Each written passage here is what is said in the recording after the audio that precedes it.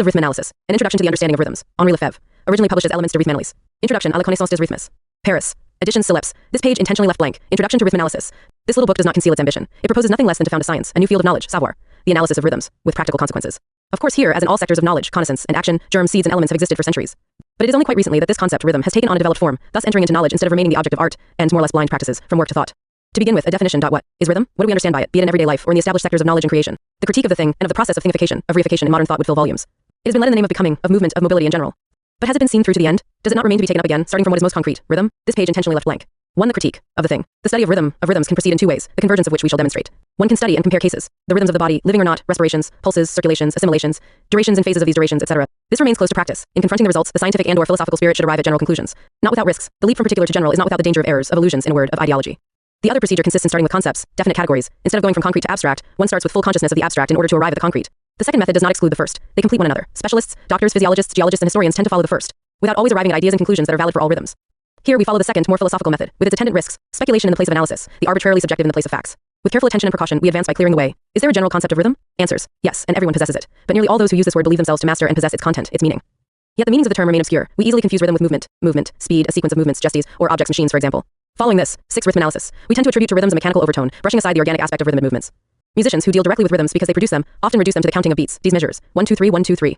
Historians and economists speak of rhythms, of the rapidity or slowness of periods, of eras, of cycles. They tend only to see the effects of impersonal laws, without coherent relations with actors, ideas, realities. Those who teach gymnastics see in rhythms only successions of movements, gestes, setting in motion certain muscles, certain physiological energies, etc. Is the origin of the procedure that starts with generalities found in abstractions? No. In the field of rhythm, certain very broad concepts nonetheless have specificity. Let us immediately cite repetition. No rhythm without repetition in time and in space, without reprises, without returns, in short, without measure. But there is no identical absolute repetition, indefinitely. Whence the relation between repetition and difference? When it concerns the everyday, rites, ceremonies, feats, rules, and laws, there is always something new and unforeseen that introduces itself into the repetitive, difference. To take a highly remarkable case, the repetition of unity, 1 1. Not only does it generate the infinity of whole numbers, but also the infinity of prime numbers without divisors, which we have known since the Greeks have specific properties. It is necessary to discover the without doubt diverse bases of the repetitive and the differential, and to realize that these relations being contained within the concept have then to be found and recognized in real rhythms. A glance at the modern era by which we understand the 19th century since the French Revolution reveals often omitted truths, realities. After the Revolution, against the values of the revolutionaries, and despite the protestations of reactionaries wanting a return to the past, a new society was installed, that socio-economic organization of our urban state, market society. The commodity prevails over everything. Social space and social time, dominated by exchanges, become the time and space of markets.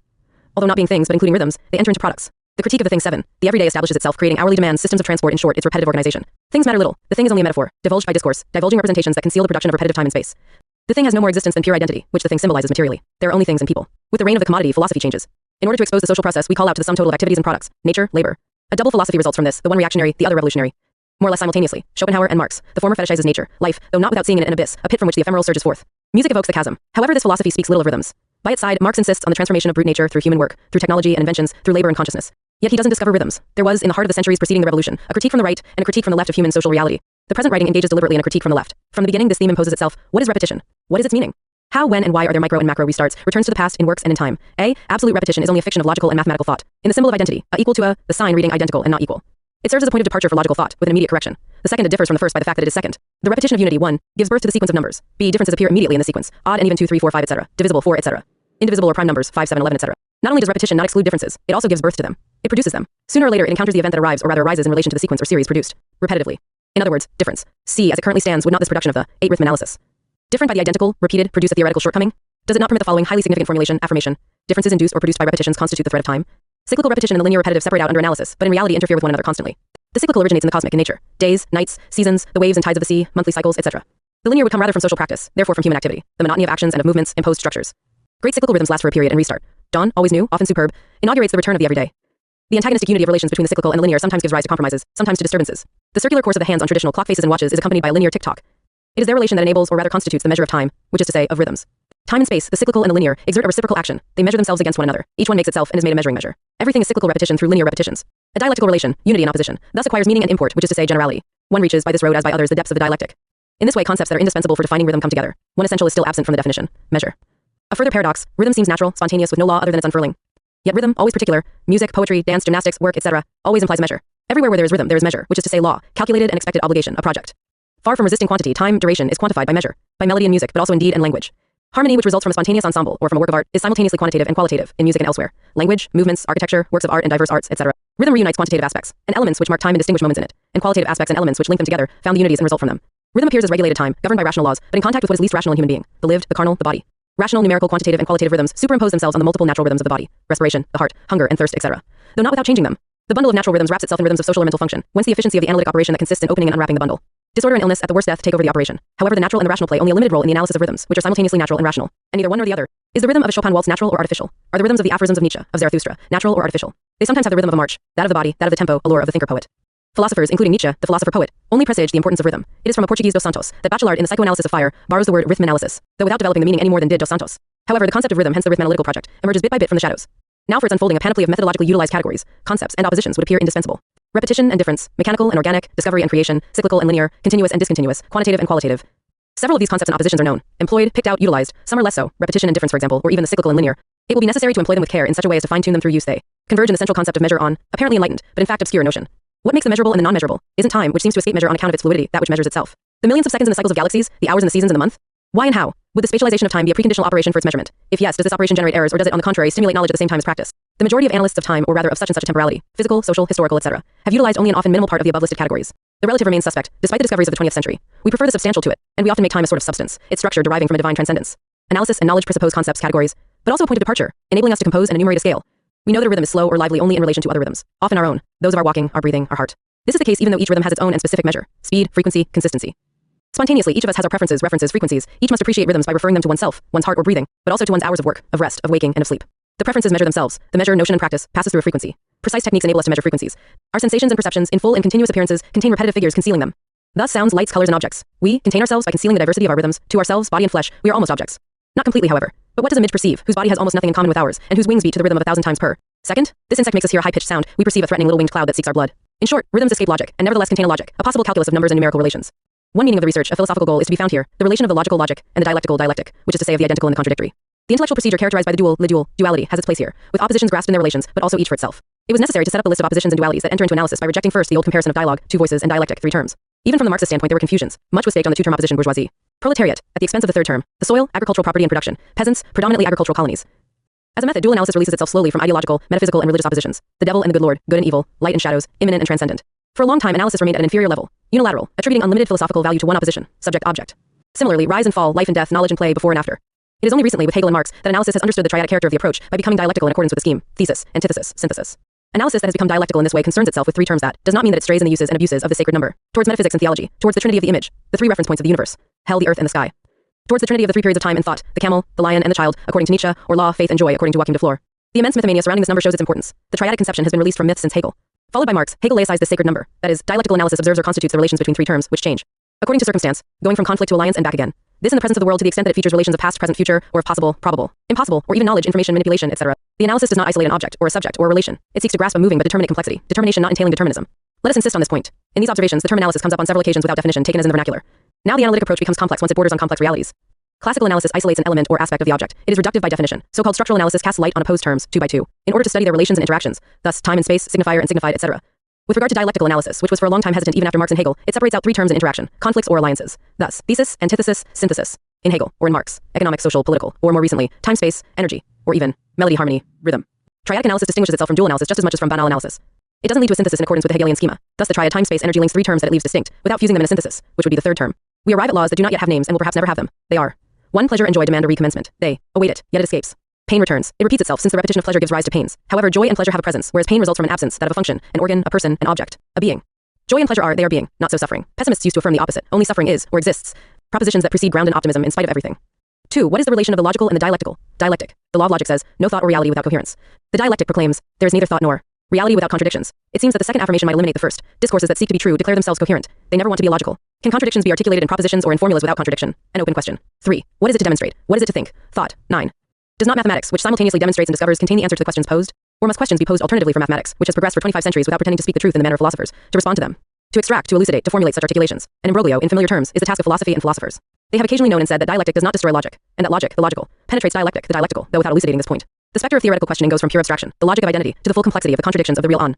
Immense questionnaire, the answers to which are given in the heart of the questions, and nevertheless hide themselves behind words, illocutions, and expressions. It often suffices to chase them out, to bring them into the light of day, to show them. Lovers of often fertile paradoxes can affirm that mathematics is impossible. In order to count up affirmations, first, second, third, etc., it is necessary to have numbers at one's disposal. Petitio principii, 10. Yes, but mathematics progresses by leaving the initial paradox far behind. The indices and indicators gather themselves together and all point towards the same meaning. Today humanity, the human species is going through a testing time, where everything is thrown into question, including the existence of space, including the foundations of knowledge, of practice, and of societies. In the grip of its own creations, technologies, arms, the species puts itself to the test. It can destroy itself through nuclear power, empty its skies of the indispensable, their blueness, exhaust its soils. In short, the dangers are accumulating. If it survives them, the human race will enter into the silence of anti-affirmations. Calling out to demons, to gods, to laws, it will prove to itself its capacity to live, to organize itself. But during this period, some total risk cannot be avoided. There is destiny, and the end of destiny, the proof of the supreme test. It used to be thought that science and technology would suffice. Yet necessary and non-sufficient science and technology pose the problem of all problems. An absolute problem. What can philosophy do? Perceive the situation, appreciate the risk, point to a way out? Delving further into the hypothesis, rhythm, linked on one hand to logical categories and mathematical calculations, and on the other to the visceral and vital body, would hold the secrets and the answer to strange questions. Rhythm in and of itself, not music in general, as believed Douglas Hofstadter and Gödel, Escher, Bach, in which he gave a good deal of room to melody and harmony, and little to rhythms. If the American author of this remarkable book assimilates and transforms one part of European culture, from Bach to mathematical logic, he seems to let another part escape him. In the dance of the David Bundler, Schumann, rhythm predominates over melody and harmony, to the extent that the study of rhythm is inspired by music and not just by poetry, by walking or running, etc. It is closer to Schumann to Bach. This does not explain the tension and the kinship between mathematical thought and musical creation, but it does shift the question. Music and musical rhythms will not, following this, take on immeasurable importance. Social times disclose diverse, contradictory possibilities, delays and early arrivals, reappearances, repetitions of an apparently rich past, and revolutions that brusquely introduce a new content and sometimes change the form of society. Historical times slow down or speed up, advance or regress, look forward or backward. According to what criteria? According to representations and political decisions, but also according to the historian who puts them into perspective. Objectively, for there to be change, a social group, a class or a caste must intervene by imprinting a rhythm on an era, be it through force or in an insinuating manner. In the course of a crisis, in a critical situation, a group must designate itself as an innovator or producer of meaning, and its acts must inscribe themselves on reality. The intervention imposes itself neither militarily, nor politically, nor even ideologically. Occasionally, a long time after the action, one sees the emergence of novelty. Perspicacity, attention, and above all an opening are required. In practice and in culture, exhaustion is visible sooner and more clearly than growth and innovation, more obscure realities and idealities. This book does not pretend to unveil all the secrets, nor to say how this modern society functions, although it is certainly more complex than, and different from, those described in a critical manner by Marx and then by Lenin. Symbolically, so-called modern society underwent something that recalls the great changes in communications. It saw cylinders, pistons, and steam jets on steam engines. It saw the machine start up, pull, work, and move. Electric locomotives only present to the eye a big box that contains and conceals the machinery. One sees them start up, pull, and move forward, but how? The electrical wire and the pole that runs alongside it say nothing about the energy that they transmit. In order to understand, one must be an engineer, a specialist, and know the vocabulary, the concepts, the calculations. The same goes for our economo-political society. The visible moving parts hide the machinery. Is there nothing left of the visible, the sensible? Is our time only accessible after patient analyses, which break up the complexity and subsequently endeavor to stick back together the pieces? It is not necessary to go too far. A truth pushed beyond its limits becomes an error. The gaze and the intellect can still grasp directly some aspects of our reality that are rich in meaning, notably the everyday and rhythms. Everywhere where there is interaction between a place, a time, and an expenditure of energy, there is rhythm. Therefore, A. Repetition of movements, gestures, actions, situations, differences. B. Interferences of linear processes and cyclical processes. C. Birth, growth, peak, then decline and end. This applies the framework for analyses of the particular, therefore real and concrete cases that feature in music, history, and the lives of individuals or groups. In each case, the analysis should 16. Rhythmanalysis. Ride with the movements in whichever work or whichever sequence of actions until their end. The notion of rhythm brings with it or requires some complementary considerations. The implied but different notions of polyrhythmia, eurythmia, and arrhythmia. It elevates them to a theoretical level, starting from the lived. Polyrhythmia? It suffices to consult one's body. Thus the everyday reveals itself to be a polyrhythmia from the first listening. Eurythmia? Rhythms unite with one another in the state of health, in normal, which is to say normed, everydayness. When they are discordant, there is suffering, a pathological state, of which arrhythmia is generally, at the same time, symptom, cause, and effect. The discordance of rhythms brings previously eurythmic organizations towards fatal disorder. Polyrhythmia analyzes itself. A fundamental forecast. Sooner or later, the analysis succeeds in isolating from within the organized whole a particular movement and its rhythm. Often coupled empirically with speculations, see for example doctors in the field of auscultation, etc. The analytic operation simultaneously discovers the multiplicity of rhythms and the uniqueness of particular rhythms, the heart, the kidneys, etc. The rhythmanalysis here defined as a method and a theory pursues this time-honored labor in a systematic and theoretical manner by bringing together very diverse practices and very different types of knowledge. Medicine, history, climatology, cosmology, poetry, the poetic, etc. Not forgetting, of course, sociology and psychology, which occupy the front line and supply the essentials. We have hovered around a fundamental, therefore perpetual question. Will it elude us? No, but to find the answer, it is not enough to pose it explicitly. What is it to think? And more precisely, what do you think when you speak of rhythms? Do reflections, discourses pertain to thinking, or simply to the verbal commentary of concrete rhythms? The Cartesian tradition has long reigned in philosophy. It is exhausted, but remains present. The cogito signifies to think is to think thought. It is to reflect on oneself by accentuating, putting the accent on, the consciousness inherent to the act of thinking. Yet what we have thought over the course of the preceding pages implies another conception of thinking. It is to think that, which is not thought, the game and the risk, love, art, violence in a word, the world, or more precisely the diverse relations between human being and the universe. Thinking is a part but does not claim to be the totality as many philosophers thought it. Thought explores, expresses. The exploration can hold in store surprises. Likewise, perhaps, rhythms and their analysis, rhythmanalysis. Since this introduction announces what follows, let us say from now on that rhythmanalysis could change our perspective on surroundings, because it changes our conception in relation to the classical philosophy that is still dominant in this field. The sensible, this scandal of philosophers from Plato to Hegel, retakes primacy, transformed without magic, without metaphysics. Nothing inert in the world, no things, very diverse rhythms, slow or lively in relation to us. This garden that I have before my eyes appears differently to me now from a moment ago. I have understood the rhythms, trees, flowers, birds, and insects. They form a polyrhythmia with the surroundings, the simultaneity of the present, therefore presence, the apparent immobility that contains 1001 movements, etc. Perhaps a problematic, or at least an outline of rhythms would find its place here. Beside a primary analysis of the present and of presence, might there be hidden, secret rhythms, hence inaccessible movements and temporalities? No, because there are no secrets. Everything knows itself, but not everything says itself, publicizes itself. Do not confuse silence with secrets. That which is forbidden from being said, be it external or intimate, produces an obscure, but not a secret zone. On the contrary, not only does everything know itself, but the whole world knows it, and knows that of which one can speak and that which can or should rest in silence.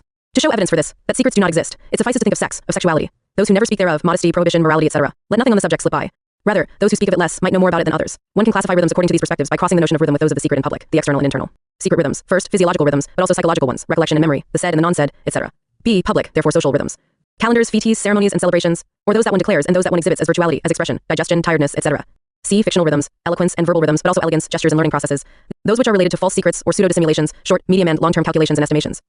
The imaginary. D. Dominated rhythms, completely made up, everyday or long-lasting, in music or in speech, aiming for an effect that is beyond themselves. Before giving details of the rhythms and even setting out the methods, let us return to the concrete, the agent, the analyst. A philosopher could ask here, are you not simply embarking on a description of horizons, phenomenology from your window, from the standpoint of an all-too-conscious ego, a phenomenology stretching up to the ends of the road? As far as the intelligibles, the bank, the forum, the Hotel de Ville, the embankments, Paris, etc.?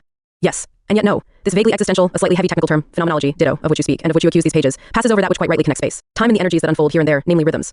It would be no more than a more or less well-less tool. In other words, a discourse that ordains these horizons as existence, as being. Now the study of rhythms covers an immense area, from the most natural, physiological, biological, to the most sophisticated. The analysis consists in understanding that which comes to it from nature, and that which is acquired, conventional, even sophisticated, by trying to isolate particular rhythms.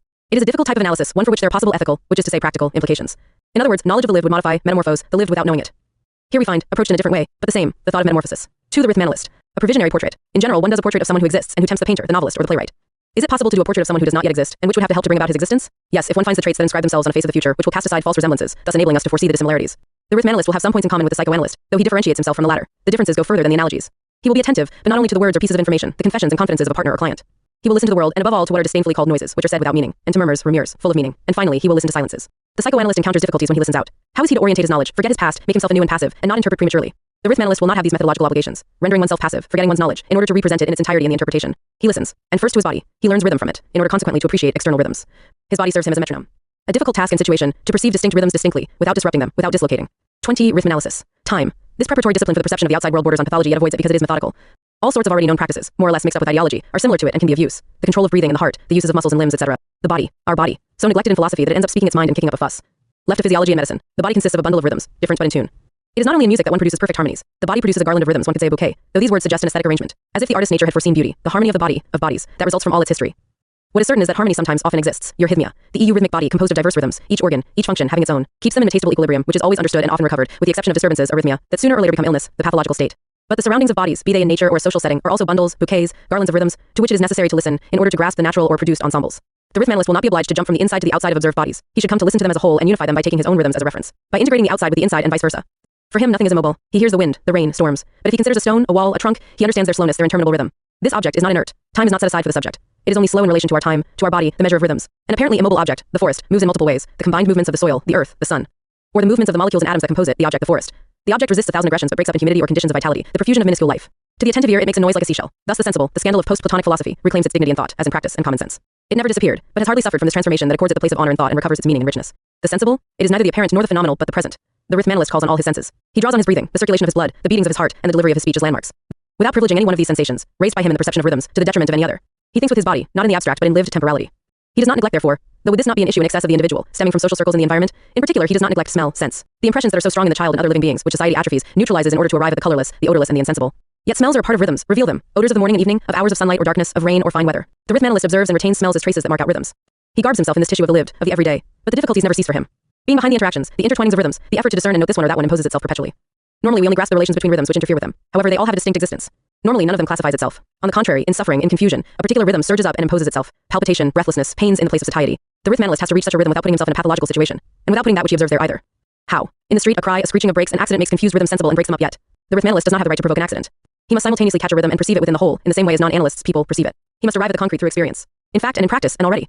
Acquired knowledge, savoir, enters onto the scene and delineates the game. Why the inverted commas around knowledge? Because it is difficult to know whether knowledge goes as far as science, and consequently whether it avoids ideologies, interpretations and speculative constructions, in such a way that the entrance of ideology is doubtless inevitable, as many recent, and certainly exemplary, cases have shown. Psychoanalysis, Marxism, and even information technology. Will the future Rhythmanalyst have to professionalize himself? Will he have to set up and direct a lab where one compares documents, graphs, frequencies, and various curves?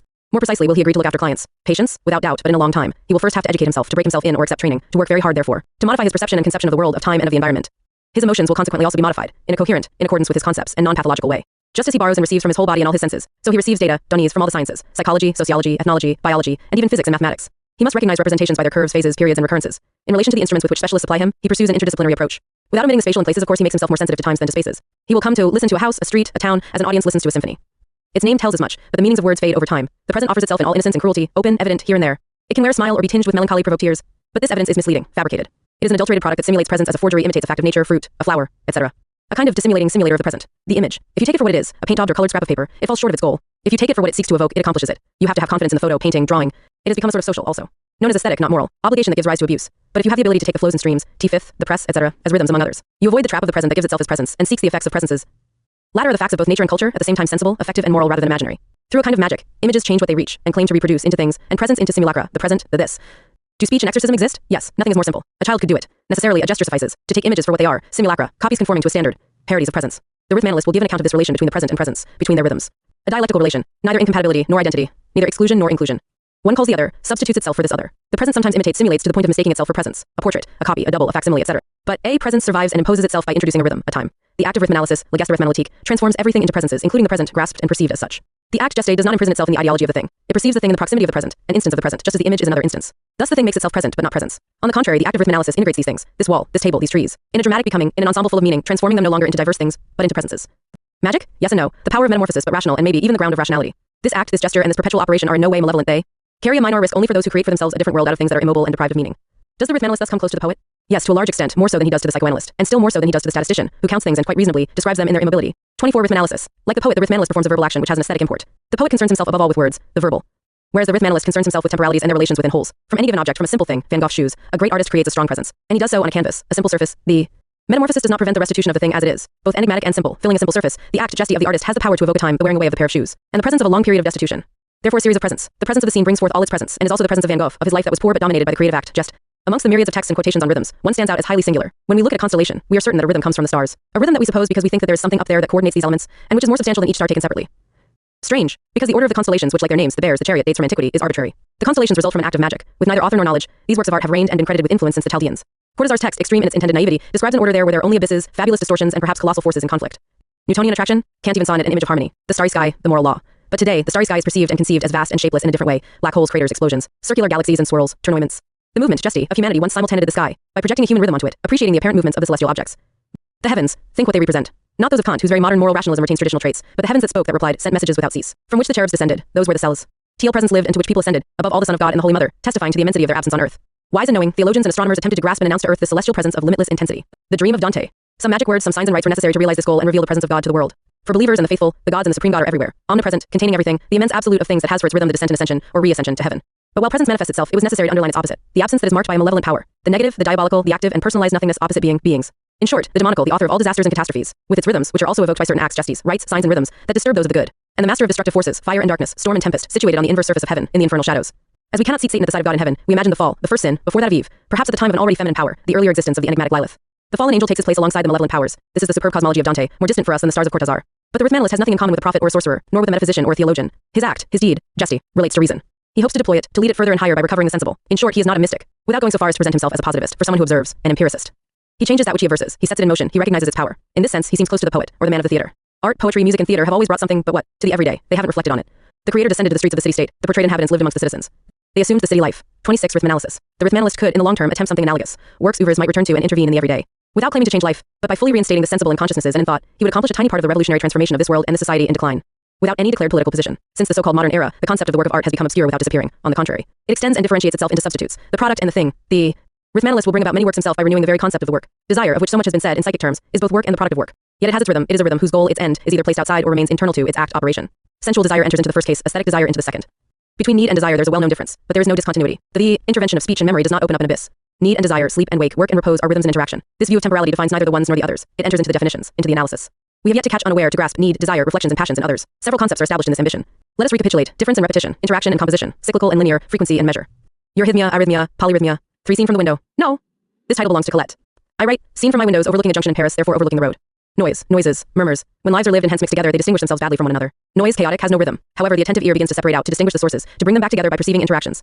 If we cease to listen to sounds and noises and instead listen to our bodies, the importance of which cannot be stressed too greatly, we normally grasp here, understand, neither the rhythms nor their associations, which nonetheless constitute us. It is only in suffering that a particular rhythm breaks apart, modified by illness. The analysis comes closer to pathology than habitual arrhythmia. In order to grasp and analyze rhythms, it is necessary to get outside them but not completely, be it through illness or technique. A certain exteriority enables the analytic intellect to function. However, to grasp a rhythm it is necessary to have been grasped by it. One must let oneself go, give oneself over, abandon oneself to its duration. Like in music and the learning of a language in which one only really understands the meanings and connections when one comes to produce them, which is to say, to produce spoken rhythms. In order to grasp this fleeting object which is not exactly an object, it is therefore necessary to situate oneself simultaneously inside and outside. A balcony does the job admirably in relation, 28 Rhythmanalysis, to the street, and it is to this putting into perspective of the street that we owe the marvelous invention of balconies, and that of the terrace from which one dominates the road and passers-by. In the absence of which you could content yourself with a window, on the condition that it does not overlook a somber corner or a gloomy internal courtyard, or a perennially deserted lawn. From the window opening onto Rue R facing the famous P Center, there is no need to lean much to see into the distance. To the right, the Palace Center P, the Forum, up as far as the Central Bank of France, to the left up as far as the Archives. Perpendicular to this direction, the Hôtel de Ville, and, on the other side, the Arts et Métiers. The whole of Paris, ancient and modern, traditional and creative, active and lazy. He who walks down the street over there is immersed in the multiplicity of noises, murmurs, rhythms, including those of the body. But does he pay attention, except at the moment of crossing the street, when he has to calculate roughly the number of his steps? By contrast, from the window, the noises distinguish themselves, the flows separate out, rhythms respond to one another. Towards the right, below, a traffic light. On red, cars at a standstill. The pedestrians cross, feeble murmurings, footsteps, confused voices. One does not chatter while crossing a dangerous junction under the threat of wild cats and elephants ready to charge forward, taxis, buses, lorries, various cars. Hence the relative silence in this crowd. A kind of soft murmuring, sometimes a cry, a call. Therefore the people produce completely different noises when the cars stop, feet and words. From right to left and back again, and on the pavements along the perpendicular street. At the green light, steps and words stop. A second of silence, and then it's the rush, the starting up of tens of cars, the rhythms of the old banger speeding up as quickly as possible. At some risk. Passersby to the left, buses cutting across, other vehicles, whereby a slowing down and restart. Stage 1, starting up. Stage 2, slowing down for the turn. Stage 3, brutal restart, foot down, top speed, excluding traffic jams. The harmony between what one sees and what one hears from the window is remarkable. Seen from the window 29. Strict concordance. Perhaps because the other side of the road is taken up by the immense shopping center, nicknamed Beaubourg after the name that immortalized a president. On this side, people walking back and forth, numerous and in silence, tourists and those from the outskirts, a mix of young and old, alone and in couples, but no cars alongside culture. After the red light, all of a sudden it's the bellowing charge of wild cats. Big or small, monstrous lorries turning towards Bastille, the majority of small vehicles hurtling towards the Hotel de Ville. The noise grows in intensity and strength. At its peak becomes unbearable, though quite well borne by the stench of fumes. Then stop. Let's do it again with more pedestrians. 2-minute intervals. Amidst the fury of the cars, the pedestrians cluster together, a clot here, a lump over there, gray dominates with multicolored flecks, and these heaps break apart for the race ahead. Sometimes the old cars stall in the middle of the road and the pedestrians move around them like waves around a rock, though not without condemning the drivers of the badly placed vehicles with withering looks. Hard rhythms, alternations of silence and outburst, time both broken and accentuated, striking he who takes to listening from his window, which astonishes him more than the disparate movements of the crowds. Disparate crowds, yes, tourists from faraway countries, Finland, Sweden, Portugal, whose cars but with difficulty find places to park, shoppers come from afar, wholesalers, lovers of art or novelties, people from the outskirts who stream in between the so-called peak hours, in such a way that everybody in the world is always there around the huge metallic trinkets. Boys and girls often go forth hand in hand, as if to support each other in this test of modernity, in the exploration of these meteorites fallen on old Paris, come from a planet several centuries ahead of our own. And on top of that, a complete failure on the market. Many among these young people walk without a break, do the tour of the sights of Beaubourg of the Forum. One sees them again and again, grouped or solitary, they walk indefatigably, chewing on gum or a sandwich. They only stop to stretch themselves out, no doubt exhausted, on the square itself, in the arcades of the Terracian Forum, or on the steps of the Fountain of the Innocent. 30 Rhythmanalysis, which now serves only this purpose. Noise that pierces the ear comes not from passers-by but from the engines pushed to the limit when starting up. No ear, no piece of apparatus could grasp this flux of metallic and carnal bodies. In order to grasp the rhythms a bit of time, a sort of meditation on time, the city people is required. Other, less lively, slower rhythms superimpose themselves on this inexorable rhythm, which hardly dies down at night. Children leaving for school, some very noisy, even piercing screams of morning recognition. Then towards 9:30 it's the arrival of the shoppers, followed shortly by the tourists in accordance with exceptions, storms or advertising promotions. With a timetable that is almost always the same, the flows and conglomerations succeed one another. They get fatter or thinner but always agglomerate at the corners in order subsequently to clear a path. Tangle and disentangle themselves amongst the cars. These last rhythms, schoolchildren, shoppers, tourists, would be more cyclical, of large and simple intervals, at the heart of livelier, alternating rhythms, at brief intervals, cars, regulars, employees, bistro clients. The interaction of diverse, repetitive and different rhythms animates, as one says, the street and the neighborhood. The linear, which is to say in short succession, consists of journeys to and fro. It combines with the cyclical, the movements of long intervals. The cyclical is social organization manifesting itself. The linear is the daily grind, the routine, therefore the perpetual, made up of chance and encounters. The night does not interrupt the diurnal rhythms but modifies them, and above all slows them down. However, even at 3 or 4 o'clock in the morning, there are always a few cars at the red light. Sometimes one of them, whose driver is coming back from a late night, goes straight through it. Other times there is no one at the lights, with their alternating flashes, red, amber, green. And the signal continues to function in the void, a despairing social mechanism marching inexorably through the desert, before the facades that dramatically proclaim their vocation as ruins. Should a window suddenly light up, or on the contrary go dark, the solitary dreamer might ask himself, in vain, if it concerns a scene of illness or of love, if it is the movement, geste of a child, who gets up too early or of an insomniac, never does ahead, a face appear in the dozens and dozens of windows. Except if there is something going on in the street, an explosion, a fire engine that hurtles without stopping towards a call for help. In short, arrhythmia reigns except for rare moments and circumstances. From my window overlooking courtyards and gardens, the view and the supply of space are very different. Overlooking the gardens, the differences between habitual, daily, therefore linked to night and day, rhythms blur. They seem to disappear into a sculptural immobility. Except of course the sun and the shadows, the well-lit and the gloomy corners, quite cursory contrasts. But look at those trees, those lawns and those groves. To your eyes they situate themselves in a permanence, in a spatial simultaneity, in a coexistence. But look harder and longer this. Simultaneity up to a certain point is only apparent, a surface, a spectacle. Go deeper, dig beneath the surface, listen attentively instead of simply looking, of reflecting the effects of a mirror. You thus perceive that each plant, each tree, has its rhythm, made up of several. The trees, the flowers, the seeds and fruits, each have their time. The plum tree, the flowers were born in the spring, before the leaves, the tree was white before turning green. But on this cherry tree, on the other hand, there are flowers that open before the leaves, which will survive the fruits and fall late in the autumn and not all at once. Continue and you will see this garden and the objects, which are in no way things, polyrhythmically or if you prefer symphonically. In place of a collection of fixed things, you will follow each being, each body, as having its own time above the whole. Each one therefore having its place, its rhythm, with its recent past, a foreseeable and a distant future. Are the simultaneous and the immobile deceptive? Are the synchronous, the background and the spectacle abusive? No and yes. No, they are, the present. Modernity curiously enlarged, deepened, and at the same time dilapidated the present. The quasi-suppression of distances and waiting periods by the media amplifies the present, but these media give only reflections and shadows. You attend the incessant feasts or massacres, you see the dead bodies, you contemplate the explosions, missiles are fired before your eyes. You are there, but no, you are not. 32 Rhythmanalysis. There, your present is composed of simulacra. The image before you simulates the real, drives it out, is not there, and the simulation of the drama of the moment has nothing dramatic about it, except in the verbal. Would it be the feeling of the spectacle that appears spectacular, that the open window overlooking one of the liveliest streets in Paris shows? To attribute this slightly pejorative character to this vision, as the dominant trait, would be unjust and would bypass the real, that is to say, its meaning. The characteristic traits are truly temporal and rhythmic, not visual. To release and listen to rhythms demands attention and a certain time. In other words, it serves only as a glimpse for entering into the murmur, noises, cries. The classic term in philosophy, the object, is not appropriate to rhythm. Objective? Yes, but exceeding the narrow framework of objectivity, by bringing to it a multiplicity of sensorial and significant meanings. The succession of alternations, of differential repetitions, suggests that there is somewhere in this present an order, which comes from elsewhere. Which reveals itself. Where? In the monuments, the palaces, from the archives to the Bank of France, meteorites fallen from another planet into the popular center, for so long abandoned, the Cour des Miracles, a place of rogues. Therefore, beside the present, a sort of presence absence, badly localized and strong, the state, which is not seen from the window but which looms over this present, the omnipresent state. Just as beyond the horizon, other horizons loom without being present, so beyond the sensible and visible order, which reveals political power, other orders suggest themselves. A logic, a division of labor, leisure activities are also produced and productive, although they are proclaimed free and even free time. Isn't this freedom also a product? Secret objects also speak, in their own way, sending out a message. The palace screams, yells, louder than the cars, it screams, down with the past, long live the modern, down with history, I've swallowed it, digested it, and brought it back up, restitutui. It has as perpetual witness and proof the cop at the junction, law and order, and if someone goes too far, he knows he will be arrested, whistled at, trapped, in such a way that the solitary cop induces the discourse of order, more and better than the facades of the square and the junction. Unless he also induces an anarchistic discourse, for he is always there, and of little use. The fear of an accident maintains the order of the junctions more efficiently than the police, whose presence arouses no protestation anyway, everyone knowing its uselessness in advance. Could it be that the lessons of the street are exhausted, outdated, and likewise the teachings of the window? Certainly not. They perpetuate themselves by renewing themselves. The window overlooking the street is not a mental place, where the inner gaze follows abstract perspectives. A practical space, private and concrete, the window offers views that are more than spectacles, mentally prolonged spaces. In such a way that the implication in the spectacle entails the explication of this spectacle. Familiarity preserves it. It disappears and is reborn, with the everydayness of both the inside and the outside world. Opacity and horizons, obstacles and perspectives implicate one another because they complicate one another, imbricate one another to the point of allowing the unknown, the giant city, to be glimpsed or guessed at. with its diverse spaces affected by diverse times, rhythms. Once the interactions are determined, the analysis continues. Is there a hierarchy in this tangled mess, this scaffolding? A determining rhythm, a primordial and coordinating aspect? The window suggests several hypotheses, which wandering in the street will confirm or invalidate. Wouldn't the bodies human living plus those of a few dogs that move about down there, in the car-wrecked swarming hole impose a law? Which one? An order of grandeur. The windows, doors, streets, and facades are measured in proportion to human size. The hands that move about, the limbs, do not amount to signs, even though they throw out multiple messages. But is there a relation between these physical flows of movements and gestures and the culture that shows itself and yells in the enormous murmur of the junction?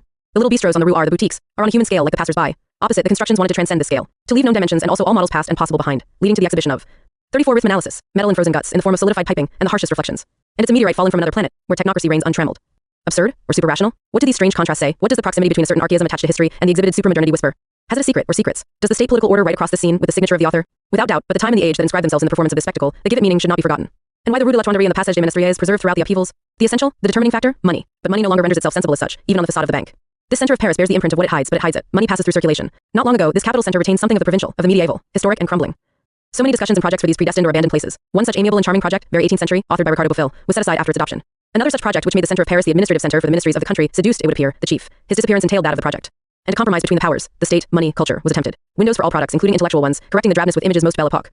How is it that people, as one says, since certain phrases like the people and workers have lost some of their prestige, accept this display? That they come in crowds, in perpetual flows, in such a way that the rhythms of their passing weaken or are reinforced, but link up with and follow on from one another and never disappear, even at night? What is it that attracts them to this extent? Do they come simply to see? But what? The big building that was conceived not in order to be seen, but in order to give sight. Yet we come to see it, and we cast a distracted eye over that which it exposes. We go around this void, see vide, which fills itself up with things, and people in order to empty itself, see wider, and so on. Wouldn't these people come above all to see and meet one another? Would this crowd unconsciously give itself the consciousness of a crowd?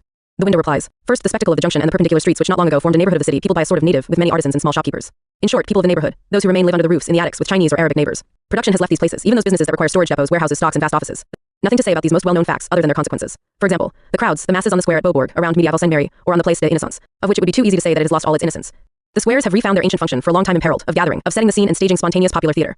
Here on the square between St. Mary and modernism erupts a medieval-looking festival. Fire eaters, jugglers, snake charmers, but also preachers and sit-in discussions. Openness and adventure next to dogmatic armor plating. All possible games, material and spiritual. Impossible to classify, to count. Without doubt many deviant wanderers that seek, knowing not what for, themselves. But many who seek only to forget neither town nor country but their own corners. And for hours and hours they walk, find themselves back at the junctions, circle the places that are closed and enclosed. They almost never stop, eating some hot dog or other as they walk rapid Americanization. On the square, they occasionally stop walking, staring straight ahead of them. They no longer know what to do. Watching, half listening to those pitching their wares, then taking up again their unrelenting march. There on the square there is something maritime about the rhythms. Currents traverse the masses. Streams break off, which bring or take away new participants. Some of them go towards the jaws of the monster, which gobbles them down in order quite quickly to throw them back up. The tide invades the immense square, then withdraws, flux and reflux. The agitation and the 36 Rhythmanalysis. Noise are so great that the residents have complained. The fateful hour, 10 o'clock in the evening, noise is forbidden. So the crowd becomes silent, calm but more melancholy. Oh, fatal 10 o'clock at night. The spectacle and murmur disappeared, sadness remains. With these places are we in the everyday or the extra everyday? Well, the one doesn't prevent the other and the pseudo-fate emerges only apparently from the everyday. The former prolongs the latter by other means, with a perfected organization that reunites everything. Advertising, culture, arts, games, propaganda, rules of work, urban life. And the police keep vigil, watch over. Rhythms, they reveal and they hide. Much more diverse than in music or the so-called civil code of successions, relatively simple texts in relation to the city. Rhythms, the music of the city, a scene that listens to itself, an image in the present of a discontinuous sum. Rhythms perceived from the invisible window, pierced into the wall of the facade. But next to the other windows, it is also within a rhythm that escapes it. No camera, no image or series of images can show these rhythms. It requires equally attentive eyes and ears, a head and a memory and a heart. A memory? Yes, in order to grasp this present otherwise than in an instantaneous moment, to restore it in its moments, in the movement of diverse rhythms. The recollection of other moments and of all hours is indispensable, not as a simple point of reference, but in order not to isolate this present, and in order to live it in all its diversity, made up of subjects and objects, subjective states and objective figures. Here the old philosophical question of subject-object and their relations is found posed in non-speculative terms, close to practice. The observer in the window knows that he takes his time as first reference, but that the first impression displaces itself and includes the most diverse rhythms, on the condition that they remain to scale. The passage from subject to object requires neither a leap over an abyss, nor the crossing of a desert. Rhythms always need a reference. The initial moment persists through other perceived givens. The philosophical tradition has raised half-real, half-fictitious problems that are badly resolved by remaining within speculative ambiguity. Observation, the regard, and meditation follow the lines of force that come from the past, from the present, and from the possible, and which rejoin one another in the observer, simultaneously center and periphery. Here as elsewhere, opposites refind each other, recognize one another in a reality that is at the same time more real and more ideal, more complicated than its elements that are already accounted for. This clarifies and actualizes the concept of dialectical thought that does not cease to fill these pages with so many questions and but a few answers. For dressage, people make gestures, gestes. They gesticulate. Legs twitch. Gestures are sometimes made with arms, hands, fingers, the head, in short the top half of the body, sometimes with hips and legs, the bottom half. Each segment of the body has its rhythm. These rhythms are in accord and discord with one another. What does one mean when one says of a boy or girl that he or she is fully natural? That his or her movements and gestures are expressive or gracious, etc. Whence comes the effect? Where is the cause? Nature can serve as a reference point, but one that is rather hidden. If one could know from outside the beatings of the heart of such and such a person, the speaker, one would learn much about the exact meaning of his words. Respiration is heard, announces itself. Running and emotion modify it. The heart remains hidden, like other organs, each of which we know has its rhythm. Gestures cannot be attributed to nature. Proof. They change according to society's eras. Old films show that our way of walking has altered over the course of our century. Once Jantier, a rhythm that cannot be explained by the capturing of images. Everybody knows from having seen or appreciated this that familiar gestures and everyday manners are not the same in the West, as in Japan or in Arab countries. These gestures, these manners are acquired, are learned. The representation of the natural falsifies situations. Something passes as natural precisely when it conforms perfectly, and Dressage 39. Without apparent effort to accepted models, to the habits valorized by a tradition, sometimes recent but in force. The age where it seemed natural for young people to act modestly, to keep quiet, to behave with discretion, respect, and imitate superiors is not long gone. One can and one must distinguish between education, learning, and dressage or training, lead dressage. Knowing how to live, knowing how to do something, and just plain knowing do not coincide. Not that one can separate them, not to forget that they go together. To enter into a society, group, or nationality is to accept values that are taught, to learn a trade by following the right channels, but also to bend oneself, to be bent to its ways. Which means to say, dressage. Humans break themselves in, see dressant, like animals. They learn to hold themselves. Dressage can go a long way, as far as breathing, movements, sex. It bases itself on repetition. One breaks in another human living being by making them repeat a certain act, a certain gesture or movement. Horses, dogs are broken in through repetition, though it is necessary to give them rewards. One presents them with the same situation, prepares them to encounter the same state of things and people. Repetition, perhaps mechanical and simply behavioral animals, is ritualized in humans. Thus, in us, presenting ourselves or presenting another entails operations that are not only stereotyped but also consecrated. Rites. In the course of which interested parties can imagine themselves elsewhere, as being absent, not present in the presentation. Readers are able to bring about unity by combining the linear and the cyclical, by alternating innovations and repetitions. A linear series of imperatives and gestures repeats itself cyclically. These are the phases of dressage. The linear series have a beginning, often marked by a signal, and an end. The resumptions of the cycle, reprises cyclics, depend less on a sign or a signal than on a general organization of time. Therefore, of society, of culture. Here it is still necessary to recognize that the military model has been imitated in our so-called Western or rather imperialistic societies. Even in the so-called modern era and maybe since the medieval age, since the end of the city-state. Societies marked by the military model preserve and extend this rhythm through all. 40 Rhythmanalysis. Phases of our temporality. Repetition pushed to the point of automatism and the memorization of gestures. Differences, some foreseen and expected, others unexpected. The element of the unforeseen. Wouldn't this be the secret of the magic of the periodizations at the heart of the everyday? Dressage therefore has its rhythms. Breeders know them. Learning has its own, which educators know. Training also has its rhythms, which accompany those of dancers and tamers, dresseurs. All different, they unite, or must be united, in the same way as the organs in a body. The rhythms of dressage seem particularly worthy of analysis. One does not break in a horse like a dog, nor a cart horse like a racehorse, nor a guard dog like a hunting dog. The origin, the lineage, the species, or the race, enters into account, especially at the beginning. Certain animals refuse dressage. One breaks in elephants, but not big cats, except in rare cases. Can one break in cats, or only educate them? The sciences of dressage take account of many aspects and elements: duration, harshness, punishments, and rewards. Thus rhythms compose themselves. In the course of their being broken in, animals work. Of course, they do not produce an object, be it with a machine, a technique, or with their limbs. Under the imperious direction of the breeder or the trainer, they produce their bodies, which are entered into social, which is to say human, practice. The bodies of broken in animals have a use value. Their bodies modify themselves, are altered. As in humans, where odors make way for the visual. Dressage puts into place an automatism of repetitions. But the circumstances are never exactly and absolutely the same, identical. There are changes, be they only by the hour or the season, the climate, light, etc. Dressage fills the place of the unforeseen, of the initiative of living beings. Thus function the ways of breaking in humans, military knowledge, the rights of politeness, business. Space and time thus laid out make room for humans, for education and initiative, for liberty, a little room. More of an illusion. Dressage does not disappear. It determines the majority of rhythms. In the street, people can turn right or left, but their walk, the rhythm of their walking, their movements, gestes, do not change for all that. The time of learning dressage divides itself in accordance with a triad. A, the internal activity of control. Under direction. Punctuated by pauses for repose. B, complete stop. Integral repose, sleep, siesta, dead time. C, diversions and distractions. Rewards, a packet of cigarettes, a big prize, a promotion, etc. It would be a mistake to note only instantaneous attitudes, or a series of movements, a film. It's the training that counts, that imposes, that educates, that breaks in. This rhythmic model in use throughout the world establishes itself over the course of dressage and subsequently perpetuates itself. Is it not convenient for armies, religious and educational establishments, for offices and monasteries alike? With some variations, reason or unreason, according to the laws of recitation or the wielding of arms, it is through rhythms that this model establishes itself. Would it be its trinity, activity, repose, entertainment, triadic character that confers generality upon it? Perhaps it would be a paradigm of old rhythms edified on a physiological basis, which is to say the human body. Needs and desires produce themselves in the interaction, which is able to give eurythmia or even arrhythmia if the rhythms and needs are broken. However, one should not overestimate the importance and the effects of this military model instituted by Roman traditions and Latinity, though. Not without suffering its influence, the Protestant countries have partially overturned it through disputations directed against the Roman Church, against Roman law, and against traditional teaching in continental Europe. Less has been written and discoursed about odor and odors than about sex. A mistake. Smells are of great importance. The modern world aspires to be odorless, hygienic. Odors seem not to obey rhythms. The physiological movement of rhythms towards the rhythmid is elucidated in the same way as the influence of dressage on the sensory organs. This model, moreover, reigns absolutely over the female sex. The dressage of girls and women was always harsh, especially in the so-called privileged classes. The resistance was equal to the pressure. Why? Without doubt because in femininity the basic rhythms have greater force and reach. The figures of this resistance ranged from adored goddesses to respected matrons, from the lessons of love to the suffragettes. Wouldn't it be through these forces and these conflicts that feminine, called feminist, movements have the capacity for renovation in contemporary societies? Have they modified the rhythms impressed by virility and by the military model of dressage? Without doubt. But the question exceeds the proposition. In addition, one should believe in neither the immutability nor the decisive force of sex. According to this perspective, through rhythms women would have resisted for centuries the virile model, the veritable code of existence promoted and propagated by force, and pressed ideologically. The model that serves dressage was always reinforced by identifications. With whom? With the chief, with the sovereign. The consonant models have great power and great influence. Of course, the femininity upheld by the meanings of vital rhythms interior and exterior to dressage did not resist in a single block. It occasionally fainted, in order subsequently to rebel. We can suppose that the Western order established since Latinity and the Roman Empire could not easily have broken in Orientals and Africans. After the efforts that history calls colonialism, not without notable effects, the failure of this Occidental dressage is today evident on a world scale. It finds ways for those who escape our conjoined models, dressage identifications, reduced and stereotyped differences. The substance, matiere, is the crowd or molecules corpuscles. It is a body. The crowd is a body. The body is a crowd of cells, of liquids, of organs. Societies are composed of crowds, of groups, of bodies, of classes, and constitute peoples. They understand the rhythms of which living beings, social bodies, local groups are made up. The concept passes from vague and confused representations to a grasp of the plurality of rhythmic interactions, to diverse degrees and levels. From corpuscles to galaxies, one more time. If there is difference and distinction, there is neither separation nor an abyss between so-called material bodies, living bodies, social bodies and representations, ideologies, traditions, projects, and utopias. They are all composed of reciprocally influential rhythms in interaction. These rhythms are analyzed, but the analyses in thought are never brought to term. No more so the analysis of precise social facts like dressage than the analysis of the theater, of music, of poetry as rhythms. An auscultatory examination does not exhaust biophysiological rhythms. It does not grasp them all, does not grasp their interactions. In an analogous way, the analysis of the rhythms of dressage does not exhaust the understanding of social rhythms. Even if one inserts training for work for the repetitive gestures of production into the process of dressage. Other sectors have their own and specific rhythms, those of the town and the urban, for example, or transport. Or those of culture, which is more or less functionalized and linked to market conditions. Liberty is born in a reserved space and time, sometimes wide, sometimes narrow, occasionally reduced by the results of dressage to an unoccupied lacuna. Creative activity, as distinct from productive activity, proceeds from the liberty and individuality that unfurl only in conditions that are external to them. Certain terms that have become routine are not without interest. The instinctual, the impulsive, the functional, the directional, even the behavioral. They correspond to research and explorations. Do they reach the level of the conceptual? Doubts persist. They seem to be developed in terms of metaphors that signify orientation towards representations. These schemas remain abstract, static. They sometimes take time into account, but scarcely rhythms. Yet training, information, and communication pass through rhythms, repetitions, and differences, linearly or cyclically. The child, like the young animal, has its biological rhythms, which become basic but alter themselves, are altered. Hunger, sleep, excretions. The latter in particular are altered by social life, the family, maternity. Educated rhythms are human, therefore social rhythms. Across groups, the family, village or town, institutions, religions, etc. Rhythms are continually found though. 44 Rhythmanalysis, sometimes metamorphosed. The consideration of pure rhythms could eventually renew the meaning of terms. The unconscious, this bundle, this parcel, this suitcase, of a word has one meaning or several. It designates a level of reality and a direction of research. With good reason, it rejects the Cartesian tradition, so influential in philosophy and our culture that identifies being with the conscious. That evacuates being, the true and the real from consciousness and thought. But shouldn't the unconscious be that which goes on in the body, in our material and social bodies? Wouldn't the unconscious be seated in the relation between the brain and signs? How does memory function? Beginning with the unconscious, certainly, but is it not for all that a substance hidden behind the scenes which whispers its lines to the actor? This scenario works no better than the Cartesian scenario, the place of the body, of its exploration and valorization, which does not return to the oversimplification of psychological materialism. The corporeal subject is being in the world. All becoming irregular, dereglement, or if one wants, all deregulation, though this word has taken on an official sense, of rhythms produces antagonistic effects. It throws out of order and disrupts. It is symptomatic of a disruption that is generally profound, lesional, and no longer functional. It can also produce a lacuna, a hole in time, to be filled in by an invention, a creation. That only happens individually or socially by passing through a crisis. Disruptions and crises always have origins in and effects on rhythms. Those of institutions, of growth, of the population, of exchanges, of work, therefore those which make or express the complexity of present societies. One could study from this perspective the rhythmic changes that follow revolutions. Between 1789 and 1830 were not bodies themselves touched by the alterations in foods, gestures, and costumes. The rhythm of work and of occupations. One could reach by a twisty road and paradoxically beginning with bodies, the concrete universal that the political and philosophical mainstream targeted but did not reach. Let alone realize, if rhythm consolidates its theoretical status, if it reveals itself as a valid concept for thought and as a support in practice, is it not this concrete universal that philosophical systems have lacked, that political organizations have forgotten, but which is lived, tested, touched in the sensible and the corporeal?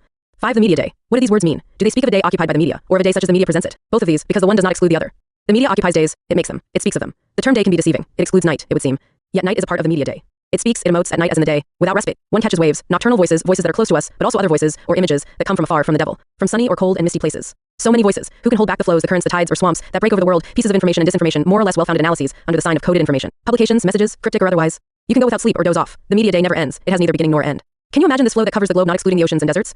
Is it immobile? It has a meaning, time, a meaning really. At any given hour, your instrument can fish for a catch, a prey, in this uninterrupted flow of words, in the unfurling of messages. Generally flotsam, with luck a monster, an order, a prayer. Communication, information? Without doubt, but how can we separate that which has value from that which has none? Know it from ideology, the absurd from meaning? But that has not the least importance, except for curious, paradoxical spirits, who stay awake and watch indefinitely. The important, that time, is, or appears, occupied. By empty words, by mute images, by the present without presence. We must ceaselessly come back to this distinction, opposition, between presence and the present. It takes a long time to prepare the trial processes. The already marked difference links back to the philosophical and socio-political critique of the image, of mediation, mediatization, of time, of all representation. The present simulates presence and introduces simulation, the simulacrum, into social practice. The present representation furnishes and occupies time, simulating and assimilating the living. Imagery has replaced in the modern the sacralization of time and its occupation by rites and solemnized gestures. It succeeds in fabricating, introducing, and making accepted the everyday skillfully utilized and technicized form of mythification, simplification. It resembles the real in presence as a photo of photographed people. It resembles, but it has neither depth, nor breadth, nor flesh. Yet the image, as the present, takes care of ideology. It contains it and masks it. Presence is here and not up there or over there. With presence there is dialogue, the use of time, speech, and action. With the present, which is there is only exchange and the acceptance of exchange, of the displacement, of the self and the other, by a product, by a simulacrum. The present is a fact and an effect of commerce, while presence situates itself in the poetic, value, creation, situation in the world, and not only in the relations of exchange. Continuous and continual, the media day fragments. As a result, at every moment, there is a choice. You can leave the TV or radio on and go about your business, distractedly following the ocular and verbal chatter. Just by having a modern television or radio, you can hear and or see images and receive messages from afar, by pressing a button or turning a dial. And beyond the mountains and seas. Sometimes you come across an image in an unknown language. You can abandon yourself to reverie, more often. You happen to tune into local radio, and so you learn a whole load of stuff that you already knew. Market day in the neighboring village, who won the cycling race, etc. Therefore an extremely concrete and close universe. In truth, if one dare say it, the listeners to this form, informa. 48 Rhythmanalysis. Sean would know what one does not want to know, how people live, that of which the everyday consists. One of several contradictions, the form of communication eludes the content that it so badly needs for a social existence, and nonetheless, it works. Tide or swamp, Marie Marcage. The one does not preclude the other when the media is involved. What you have captured is not just a little rhythm of images and or words in the everyday. And here we are in the heart of paradox. The media enter into the everyday. Even more, they contribute to producing it. However, they do not speak of it, they content themselves with illusions. Therefore they do not say what there is. They do not discourse on their influence. They mask their action, the effacement of the immediate and of presence, the difference between presence and the present, to the profit of the latter. You want presence? Turn to literature or the church. Ignorance, intentional misunderstanding. Here again the one does not preclude the other. But how do you want the men of representation to represent to themselves the leap from presence to representation? They accomplish it, but only a few lucid people who suffer because of it know what it is necessary to know, how to occupy time, by displacing the vital interest. Producers of the commodity information know empirically how to utilize rhythms. They have cut up time, they have broken it up into hourly slices. The output, rhythm, changes according to intention and the hour. Lively, lighthearted in order to inform you and entertain you when you are preparing yourself for work. The morning. Soft and tender for the return from work, times of relaxation, the evening and Sunday. Without affectation but with a certain force during off-peak times for those who do not work or those who no longer work. Thus the media day unfolds, polyrhythmically. Mediatization tends not only to efface the immediate and its unfolding, therefore beyond the present, presence. It tends to efface dialogue. It makes the other, the sensible, present, while the subject remains completely passive. The subject says nothing, has nothing to say. If it objects, if it falls silent, it comes into conflict with itself, with no other result than to contest one of the rhythms of the world and its own existence. Dialogue is reduced to dispute. Language becomes soliloquy, that of the speaker who discourses alone, for the masses whom he does not see but who see him. With regard to Hölderlin and poetry, Heidegger wrote, the being of man is grounded in language, but this happens as authentic primarily in dialogue. We are dialogue. Dialogue and its unity underlie our Dasein. The philosopher speaks of dialogue, not of communication. This point merits a pause. Communication certainly exists, has become fluent, instantaneous, banal, and superficial. Not touching the everyday, the kernel of banality become product and commodity, an insipid flow flooding the age. Communication devalues dialogue to the point of its being forgotten. It's serious. Is that a reason to attribute ontological privilege to dialogue? Dialogues are certainly intense moments of communication, a privileged use of the medium of exchange that is language. Doesn't language emanate from dialogue? Isn't that to confuse theory with practice? The genesis of languages is tied to societies, to their histories, and not to dramatized moments of the employment of words. It is only too true that in modernity, the informational stocks up on itself, trades itself, sells itself, that it destroys dialogues. That it has an indirect relation to experiential knowledge, le connaître, and a direct relation to a vaguely institutional theoretical knowledge, le savoir. In such a way that the critique of the informational, of the media, of mediatized life, constitutes a part of experiential knowledge, connaissance. It does not follow from this that the right to information can be set apart from citizenship, necessary though not sufficient. Restoring the value of dialogue as value, from the everyday to poetry and to philosophy, does not oblige us to devalue the informational, to deny its social and historical reality. Dialogue does not go beyond two parties. Those dialogues traditionally known under the title of Platonic stage and set in motion several characters. Protagonists or secondary figures. The intense moments are attributed to Socrates and an interlocutor. In everyday life, it more often happens that there are at least three parties, including the virtual child, the cat, the dog, the parent, the friend, the neighbor, etc. One island with two char. Actors? This representation leads us to recall the amusing account of Adam and Eve, rather than the metaphysical interventions of Martin Heidegger, who furthermore rightly takes account of interior dialogue, the I with the self with the other. However, the philosopher attaches himself to a single philosophical tradition, without breaking with it. This leads him to attribute the ontological privilege being to any given dramatic situation from birth to death. It is necessary to come to an agreement over the expression, the mediatized everyday, more complex than it appears, which is to say more contradictory. It says that the everyday is simultaneously the prey of the media, used, misunderstood, simultaneously fashioned and ignored by these means that make the apparatuses. This enables us to note that everyday time is above all composed of weak times, but also consists of strong times. Dialogues, including dialogues with oneself, when one puts oneself in the presence of oneself, and when one asks oneself, so what did you make of this day, of this time, of your life, which is not at all repetitive. The repetitive monotony of the everyday, rhythmed by the mediatized media, need not bring about the forgetting of the exceptional. Although the worst banality covers itself in this publicity label, here is the exceptional. Whence malaises and questionings to untangle, each one having its own task each day in the hodgepodge of the privatized and the public, the bizarre and the unusual, the media and the immediate, which is to say the lived and the everyday. 6. The manipulations of time. What has not been written on time and space, generally defined as given distinct separate essences or substances. Up until the modern era, space was generously attributed to the human race, and time to the Lord. This separation is in the process of being filled in, though more than one lacuna remains. The history of time and the time of history hold another mystery. The genesis of social time remains obscure. The history of time and the time of history should include a history of rhythms, which is missing. There are certain benefits, however. Time is at once fleeting, ungraspable, even in the self for psychology, and grasped, timed chronometrically. A philosophical paradox, but one that goes further than philosophy. Time, number, and drama concern life. In historical time, what is the role of history in the forms of memory, recollections, narratives? Are there not alternatives to memory and forgetting? Periods where the past returns and periods where the past effaces itself? Perhaps such an alternative would be the rhythm of history. Capital and life, the living. It has often been said, capitalism makes masters and slaves, the rich and the poor, the property and the proletariat. This is not wrong, but it does not suffice for measuring the evil power of capital. It constructs and erects itself on a contempt for life, and from this foundation, the body, the time of living. Which does not. 52. Rhythmanalysis. Cease to amaze that a society, a civilization, a culture is able to construct itself from such disdain. This leads us to remark. 1. That the disdain conceals itself beneath an ethic, in the moral sense. 2. That it makes up for itself with ornaments, refinements and hygiene, the proliferation of sports and sporting ideology. 3. That if this contempt has played a big role in history, in the foundation of this society, in the 19th century, still the so-called Victorian period, and if some of it remains, it is fading, exhausting itself. It has transformed itself in a way that is subversive and even revolutionary in advancing into the unknown, the exaltation of life. The domination exploitation of human beings begins with animals, wild beasts, and cattle. The humans associated with these inaugurated an experience that would turn back against them. Killings, stock breeding, slaughters, sacrifices, and in order better to submit, castration. All these practices were put to the test and succeeded. The castration of beasts, what power, and what a symbol of anti-nature. Nature gave place to representations, to myths and fables. The earth, those who cultivated it loved it. They treated it as a generous divinity. The living, except those who accepted domestication, such as cats and dogs, provided a raw material, a primary substance, matière première, that each society treated in its own way. After which human beings separated themselves from each other. On the one hand, the masters, men worthy of this name, and on the other, the subhumans, treated like animals, and with the same methods. Dominated, exploited, humiliated. Whose fault is this? A bad question. Not that of the animals or their assimilated equivalents, especially given the progress, the advances that there were through this situation. In knowledge, technology, world exploration, and the mastery of the natural. Man made himself master and possessor of nature, of the sensible, of substance. It was throughout this that he divided himself against himself, in realizing himself. Thus did capitalism. One could, to supplement the concepts with images, depict capital, a chain of bacteria that grabs passing matter, that feeds itself by dividing itself, that multiplies by dividing itself. A false image. Bacteria produces the living by absorbing the inert. Meanwhile, capital grows to make the void. It kills around it on a planetary scale, both in general and in detail. Capital does not construct. It produces. It does not edify. It reproduces itself. It simulates life. Production and reproduction tend to coincide in the uniform. Traditionally, we take it out on the rich, on the bourgeois. Thus, the object of action is displaced. We forget that the guilty party is not even money. It is the functioning of capital, which sublimates concepts. Images do not supplant concepts. However, in saying true or real, concepts simplify reality in their own way. Never has a handful of property owners dominated the world. They are always associates. They always have numerous auxiliaries with them. Today, the technocracy, the specialist for whom communication relays speech and renders dialogue useless. Plus all those who occupy themselves with cultural production, who occupy themselves with things and such like. Just as the aristocracy had hordes of vassals, of valets, and subjected peasants around it, without which neither it nor its reign nor its society, which otherwise had grandeur, charms, and splendor, could have lasted. Capital has something more than maliciousness, malignance, and malevolence about it. The wills, the wishes of the property owners are not there for nothing. They execute through them. The death-dealing character of capital is accomplished, without there being either full consciousness or clear intuition of it. It kills nature. It kills the town, turning itself back against its own bases. It kills artistic creation, creative capacity. It goes as far as threatening the last resource, nature, the fatherland, roots. It delocalizes humans. We exhibit technology at the slightest suggestion. Yet technologies do not emerge from the living. Communication, it remains formal, we have seen, content, neglected, lost, wasted away. Technologies kill immediacy, unless the speed of cars, planes, or automatic cameras pass for a return to the immediate. But that isn't saying much. Impact of technological conquests does not make the everyday any more alive. It nourishes ideology. Yet another paradox, which is to say an affirmation that is at once truthful and unexpected. Capital kills social richness. It produces private riches, just as it pushes the private individual to. The 4, despite it being a public monster. It increases political struggle to the extent that states and state apparatuses bow down to it. With regard to social richness, it dates from an earlier time. Gardens and public, parks, squares and avenues, open monumentality, etc. Investment in this domain, which is sometimes reliant on democratic pressure, grows rarer. What sets itself up is the empty cage, which can receive any commodity whatsoever, a place of transit of passage, where the crowds contemplate themselves. Example, the Beaubourg Center, the Forum in Paris, the Trade Center in New York. Architecture and the architect, threatened with disappearance, capitulate before the property developer who spends the money.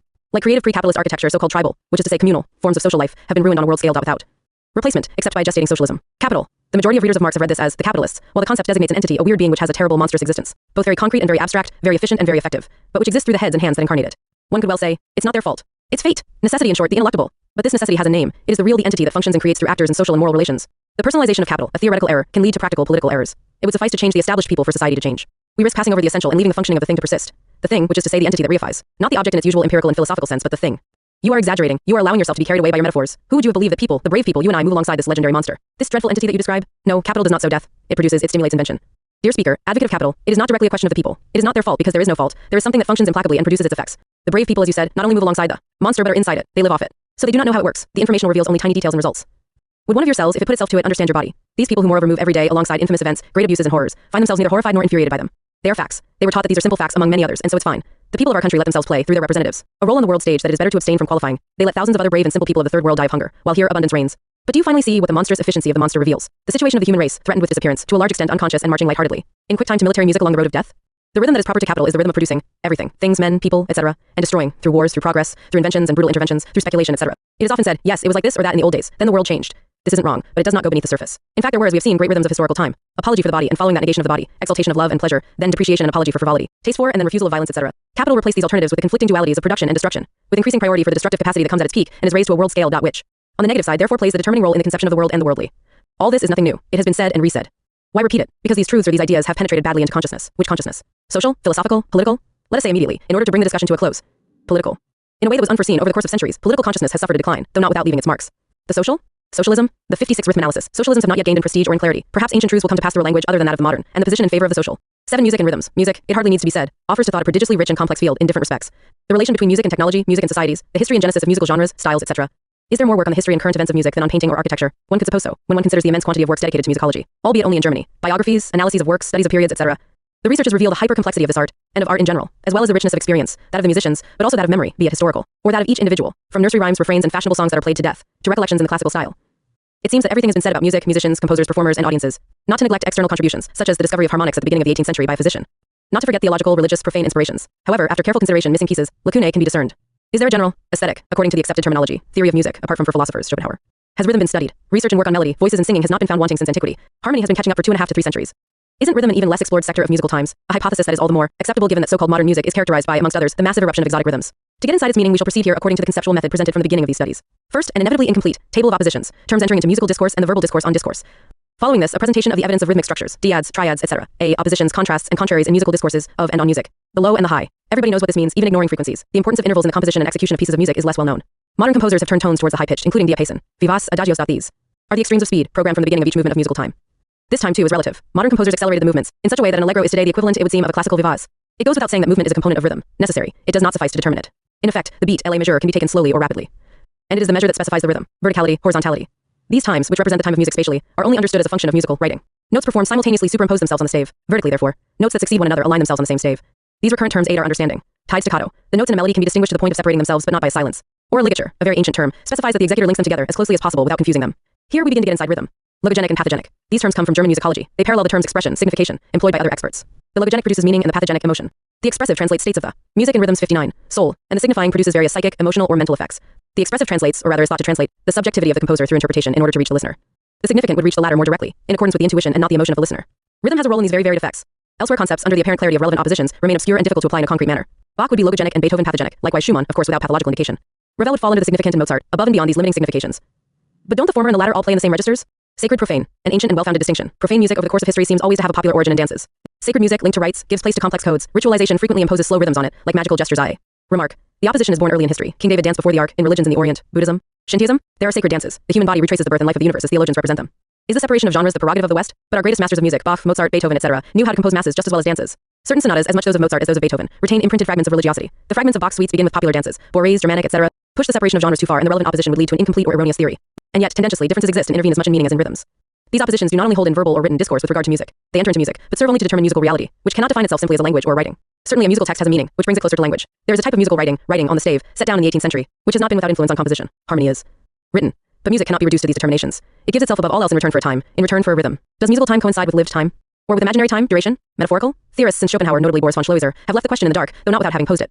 Furthermore, the concept of lived or dreamed time remains abstract if one leaves the rhythmic aside. But would it be right to treat musical time as essential or existential, outside space? No. Sound occupies a space, and the instruments of existence, the spatialization of musical time cannot be deemed a betrayal. Perhaps music presupposes a unity of time and space, an alliance. In and through rhythm? B. Let us move on to a more complete analysis, dialectic and triadic, including but enlarging the relevant oppositions, in accordance with the proposed method. Exemplary cases are not found wanting. One of them, full of meaning, comes to initiate the series. Time, space, energy.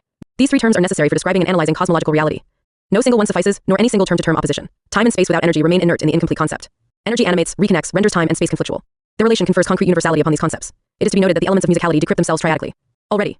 Consider sound. It implies, first, a place in the range of sounds, which goes from low to high, and which determines the frequency of vibrations. Following this, its intensity. Since each sound can be quiet or loud, strengthened or weakened. Lastly, a tone, determined by the harmonics emitted at the same time as the fundamental sound. A G on the flute or the piano or the violin is the same note, the same pitch, and yet what a difference. These universally known banalities must be emphasized. They serve as the basis for analysis. It is also worth drawing attention to the triadic character of concepts and their relations. Binary term-to-term oppositions given as evidence enable us to determine the object but not to penetrate into it.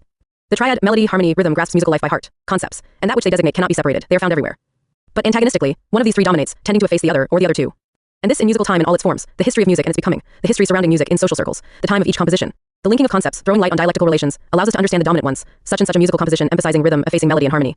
Another deals with alliances of sounds with marches or harmonic developments. Another is purely melodic, consisting of only a voice or voices, for example Gregorian chant.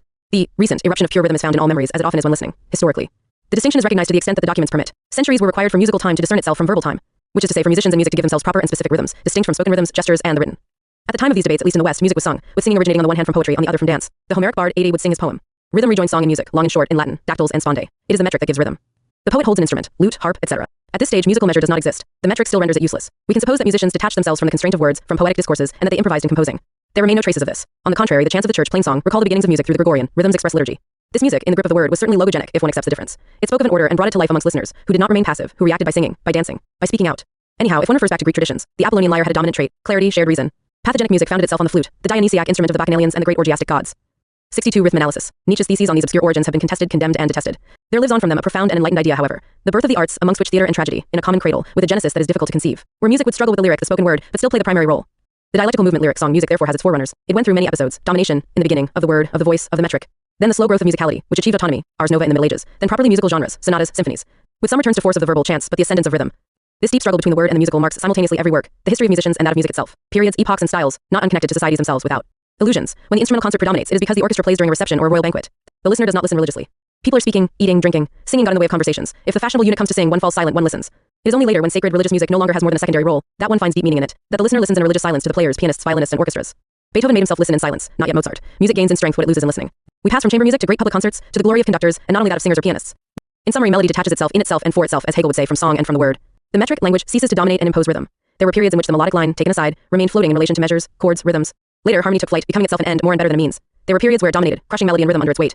The work of music was constructed from a chord, through the treatment of harmonies. Then came, over the course of the 19th century, the ascension of rhythm, considered for itself unappreciative and reductive of the other components of the musical act, of the work of art.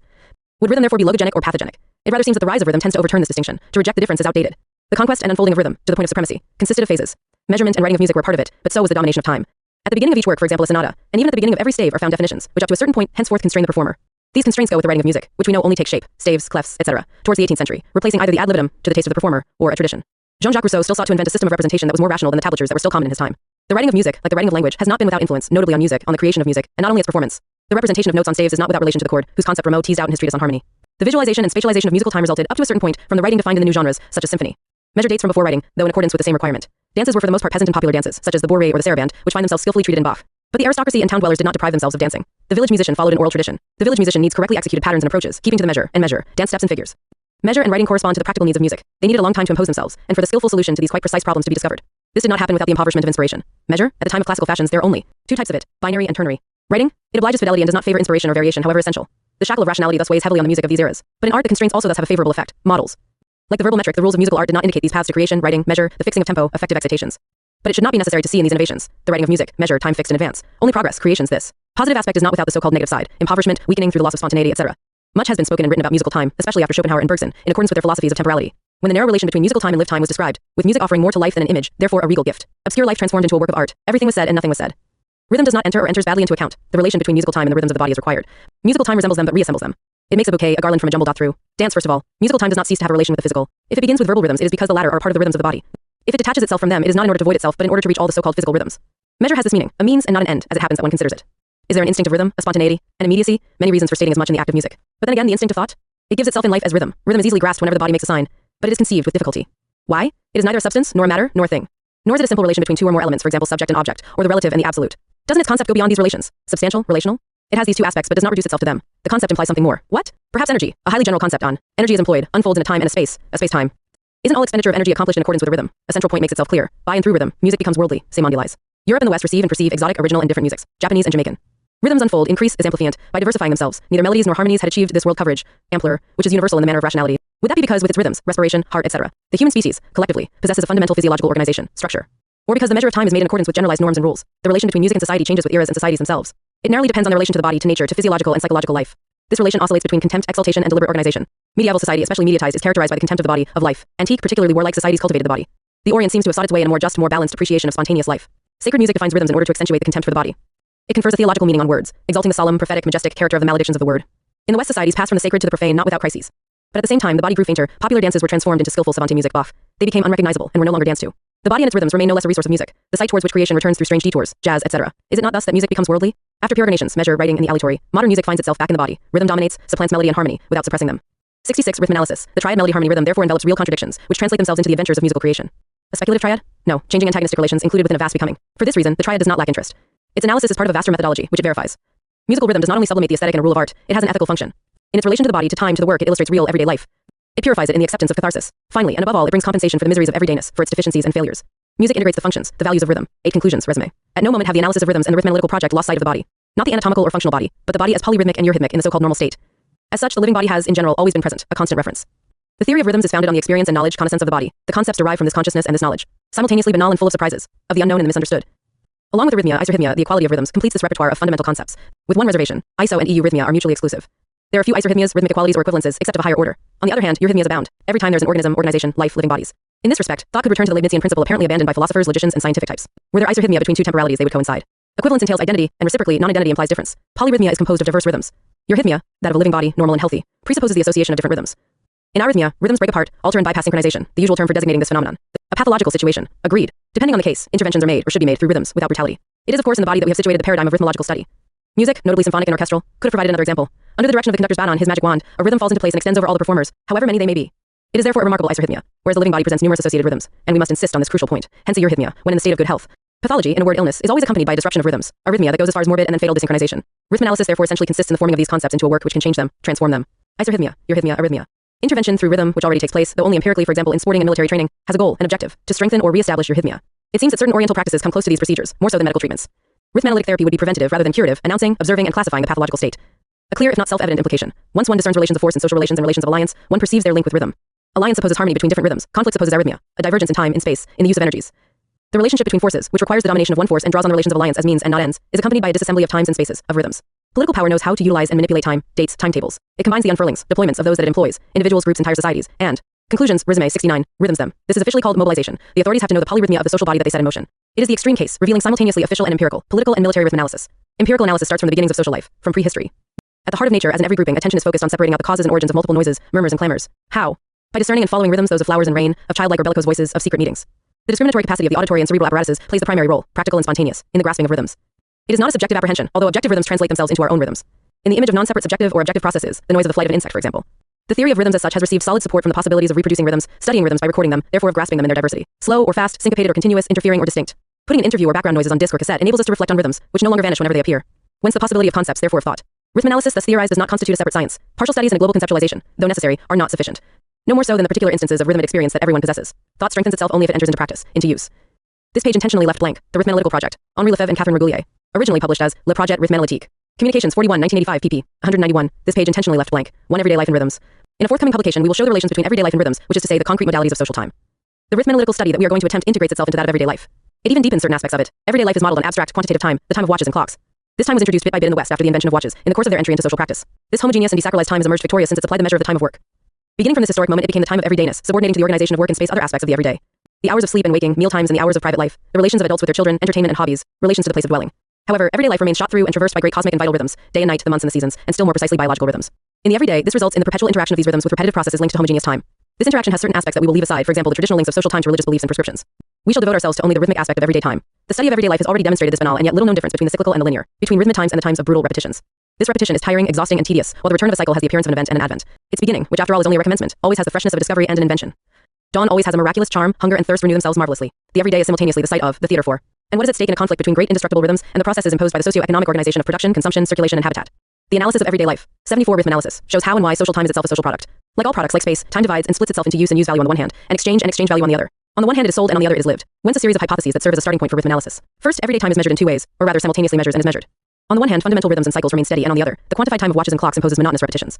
Cycles invigorate repetition by cutting through it. Is it not because of this double measure that everydayness was able to establish itself in modern times, to become stable and, if we might say so, institutionalized? Second, there is a bitter and dark struggle around time and the use of time. This struggle has the most surprising repercussions. So-called natural rhythms change for multiple technological, socio-economic reasons in a way that requires detailed research.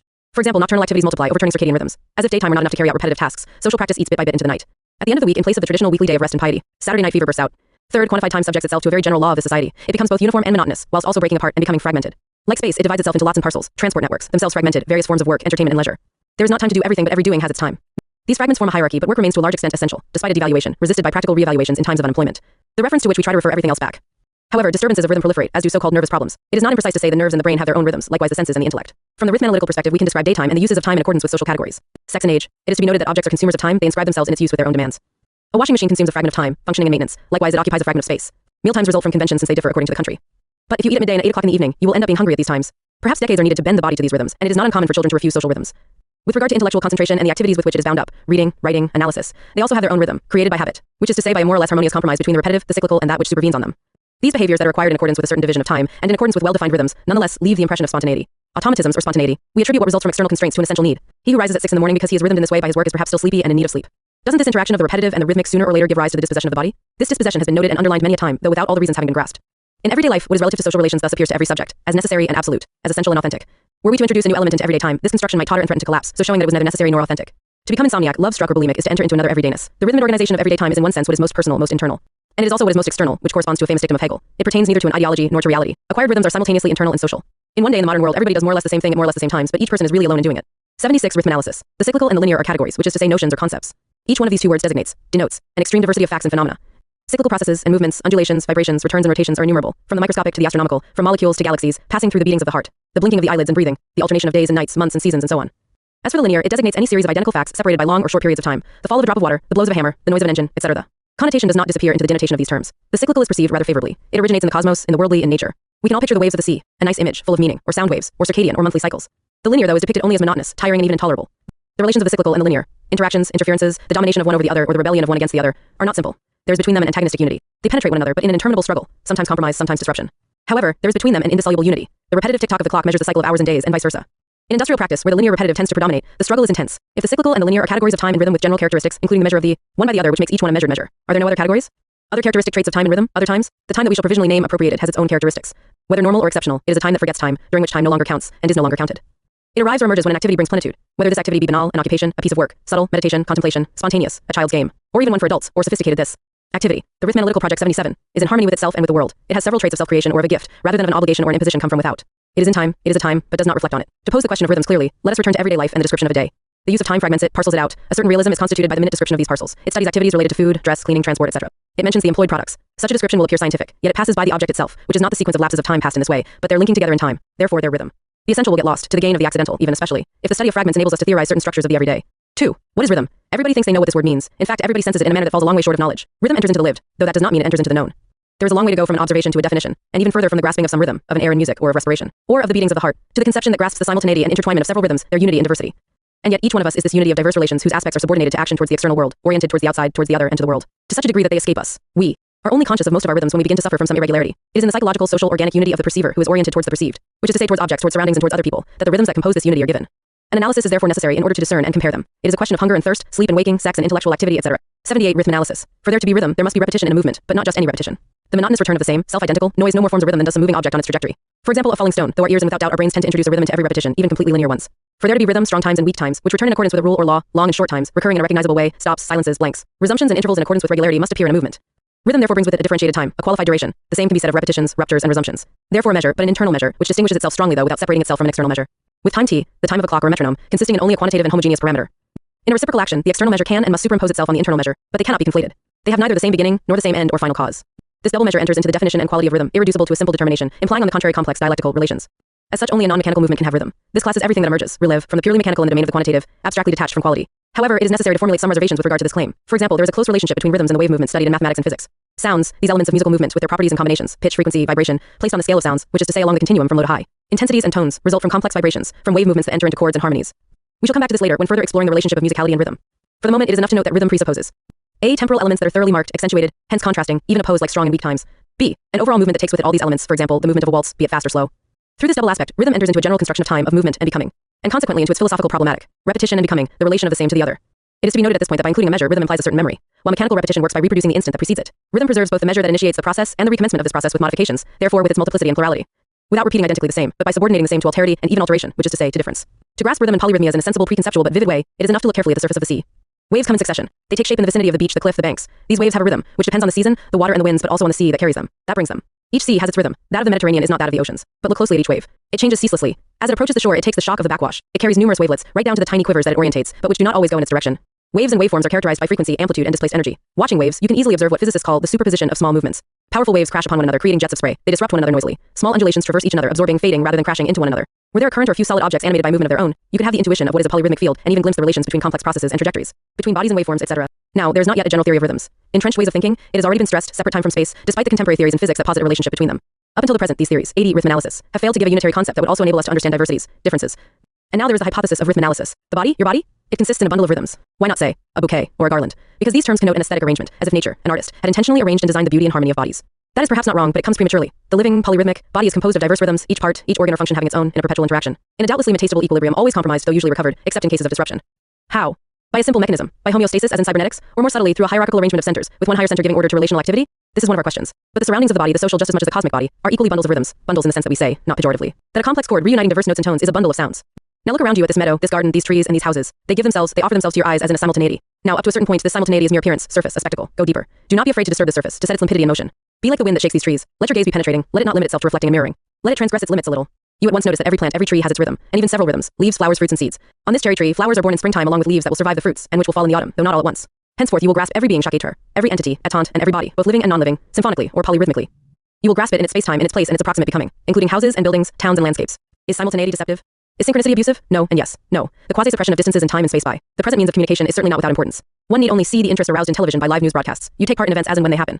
You watch the massacres and the dead bodies and you contemplate the explosions. Missiles and rockets shoot off before your eyes, heading toward their targets. You are there. But no, you are not there. You have the slight impression of being there. Subjectivity. You are in your armchair in front of the little screen, well named insofar as it hides what it shows. Simultaneity does not only dissimulate dramas and the tragic. It masks time, diachrony, history, origins, not only these, likewise the diversity of places, of rhythms, therefore of countries and peoples. The symmetrical error and correlated deception of artificial simultaneity, the perpetual throwback to history. Because we are dealing with the present. From these first glimpses, the outcome is that the living body can and must consider itself as an interaction of organs situated inside it, where each organ has its own rhythm, but is subject to a spatio-temporal whole, global light. Furthermore, this human body is the site and place of interaction between the biological, the physiological, nature, and the social, often called the cultural, where each of these levels, each of these dimensions, has its own specificity, therefore its space-time, its rhythm. Whence the inevitable shocks, stresses, disruptions and disturbances in this ensemble whose stability is absolutely never guaranteed. Whence the importance of scales, proportions, and rhythms. To conceive physical reality and its relation to the sensible and physiological reality of human being, modern philosophy proposed two schemas, the Kantian, or Neo-Kantian, and the empirical, or positivist. According to the first phenomena, the flux of sensations are classified, arranged, and organized in accordance with a priori categories, which is to say categories interior to the subject and consciousness, including time and space. The in itself, the noumenal, eludes the grasp of the subject. According to empiricism and positivism, sensible facts are arranged of their own accord in relations of simultaneity, implication, and causal entailment. If A implies B and B implies C, then A implies C. No need for categories other than those of logic, the logical, which 82 Rhythmanalysis are anyhow not so much categories as self-evident experiential data, transcribed in a formal language. But knowledge, from Newton to Einstein in contemporary physics, has followed another path, equally demarcated by certain philosophies, such as that of Feuerbach. It is correct that we only perceive our relation to objects of nature as we do our relation to objects of production, or in a word, to realities, in such a way that we have to distinguish between appearances, which are themselves a reality, and what is actually inside these things. For example, they seem inert, this wooden table, this pencil, etc., and nonetheless they move, albeit only within the movements of the earth. They contain movements and energies, they change, etc. The same goes for social relations as for physical reality. This immobile object before me is the product of labor. The whole chain of the commodity conceals itself inside this material and social object. As a consequence, it is necessary to go beyond facts, phenomena, and the flux of immediate sensations, but neither the inside nor the beyond of the phenomenon and the sensible fact are determined internally and purely a priori, as was believed in the Kantian tradition. Our scale determines our location, our place in the space-time of the universe, what we perceive of it, and what serves as a point of departure for practice. As for theoretical knowledge, the micro as well as the macro eludes us, although we can gradually reach them through knowledge and their relationship with the known. Our rhythms insert us into a vast and infinitely complex world, which imposes on us experience and the elements of this experience. Let us consider light, for example. We do not perceive it as a waveform carrying corpuscles, but as a wonder that metamorphoses things, as an illumination of objects, as a dance on the surface of all that exists. This subjective aspect nonetheless contains within it an objectivity that has enabled us to arrive, over the long course of centuries of investigations and calculations, at a physical reality beneath the phenomena of light, though without exhaustively defining this reality. The specter of wave-like movements coupled with, or on the contrary unrelated to, trajectories, extends indefinitely, perhaps infinitely, from the micro to the macro, from corpuscular move. The Rhythmanalytical Project 83, men's to those of metagalaxies. Relativist thought obliges us to reject all definitive and fixed references. A frame of reference can only be provisional or conjunctural, and today we can reproach Einstein for having refuted the absolute of Newtonian space of time, yet nonetheless preserving one absolute, one constant in the universe, the speed of light. In this immense specter we grasp and perceive only what corresponds to our own rhythms, the rhythms of our organs including, on account of the individual, two variable and uncertain areas, one inside our normal perceptions, and the other beyond them, towards the macro, sound waves and ultrasounds, infrared and ultraviolet, etc. We can also conceive beings whose field of vision would extend further. Above all, we can make cameras that actually extend this field. It persists nonetheless with its limits, its bounds, its boundaries. Man, the species, his physical and physiological being is indeed the measure of the world, as in the ancient dictum of Protagoras. It is not only that our knowledge is relative to our constitution, but rather that the world that offers itself up to us, nature, the earth, and what we call the sky, the body and its insertion into social relations is relative to this constitution. Not to a priori categories, but to our senses and the instruments we have at our disposal. More philosophically, another scale would determine another world. The same, without doubt, but differently grasped. Without knowing it, which does not mean unconsciously, the human species draws from the heart of the universe movements that correspond to its own movements. The ear, the eyes, and the gaze, and the hands are in no way passive instruments that merely register and record. What is fashioned, formed, and produced is established on this scale which, it must also be understood, is in no way accidental or arbitrary. This is the scale of the earth, of accidents on the earth's surface and the cycles that unfurl there. This does not mean that production is limited to reproducing things and naturally given objects. What is created does not refer back to this scale, it either exceeds or transfigures it. Paris, March 1983. This page intentionally left blank. Attempt at the Rhythmanalysis of Mediterranean Cities. Henri Lefebvre and Catherine Regouillet. Originally published as Essai de Rhythmanalyse des Villes. Mediterraneans, Peoples Mediterraneans, 37 1986. Reprinted in Elements de Rhythmanalyse. Introduction à la connaissance des rythmes. Paris. Edition Phillips, 1992. pp 97. This page intentionally left blank. This work is a fragment of a more complete study, or an introduction to this study. Mediterranean towns are striking, amazing, surprising on account of their specific characteristics. We shall try, despite their differences, to tease out from their diversity some of their general traits. This evidently brings us to the largest cities, all of which are historical, often with a very ancient origin, stretching back as far as ancient Greece. Like most historical towns in the world, they are destined either to decline or to break up by proliferating into suburbs and peripheries. Nonetheless, historical traits seem to us to persist more in the Mediterranean than elsewhere and with remarkable force. To these persistences, to this maintenance, rhythms, historical, but also everyday, at the heart of the lived AU plus praise of Veku, are not, in our opinion, strangers. The question at least deserves to be posed. It is impossible to understand urban rhythms without referring back to a general theory that focuses notably on these rhythms, but not solely on them. A general theory that we call rhythmanalysis. This analysis of rhythms in all their magnitude from particles to galaxies has a transdisciplinary character. It gives itself the objective, amongst others, of separating as little as possible the scientific from the poetic. It is thus that we can try and draw the portrait of an enigmatic individual who strolls with his thoughts and his emotions, his impressions and his wonder, through the streets of large Mediterranean towns, and whom we shall call the rhythmanalyst. More sensitive to times and to spaces, to moods and to images, to the atmosphere than to particular events, he is strictly speaking neither psychologist, nor sociologist, nor anthropologist, nor economist. However, he borders on each of these fields in turn and is able to draw on the instruments that the specialists use.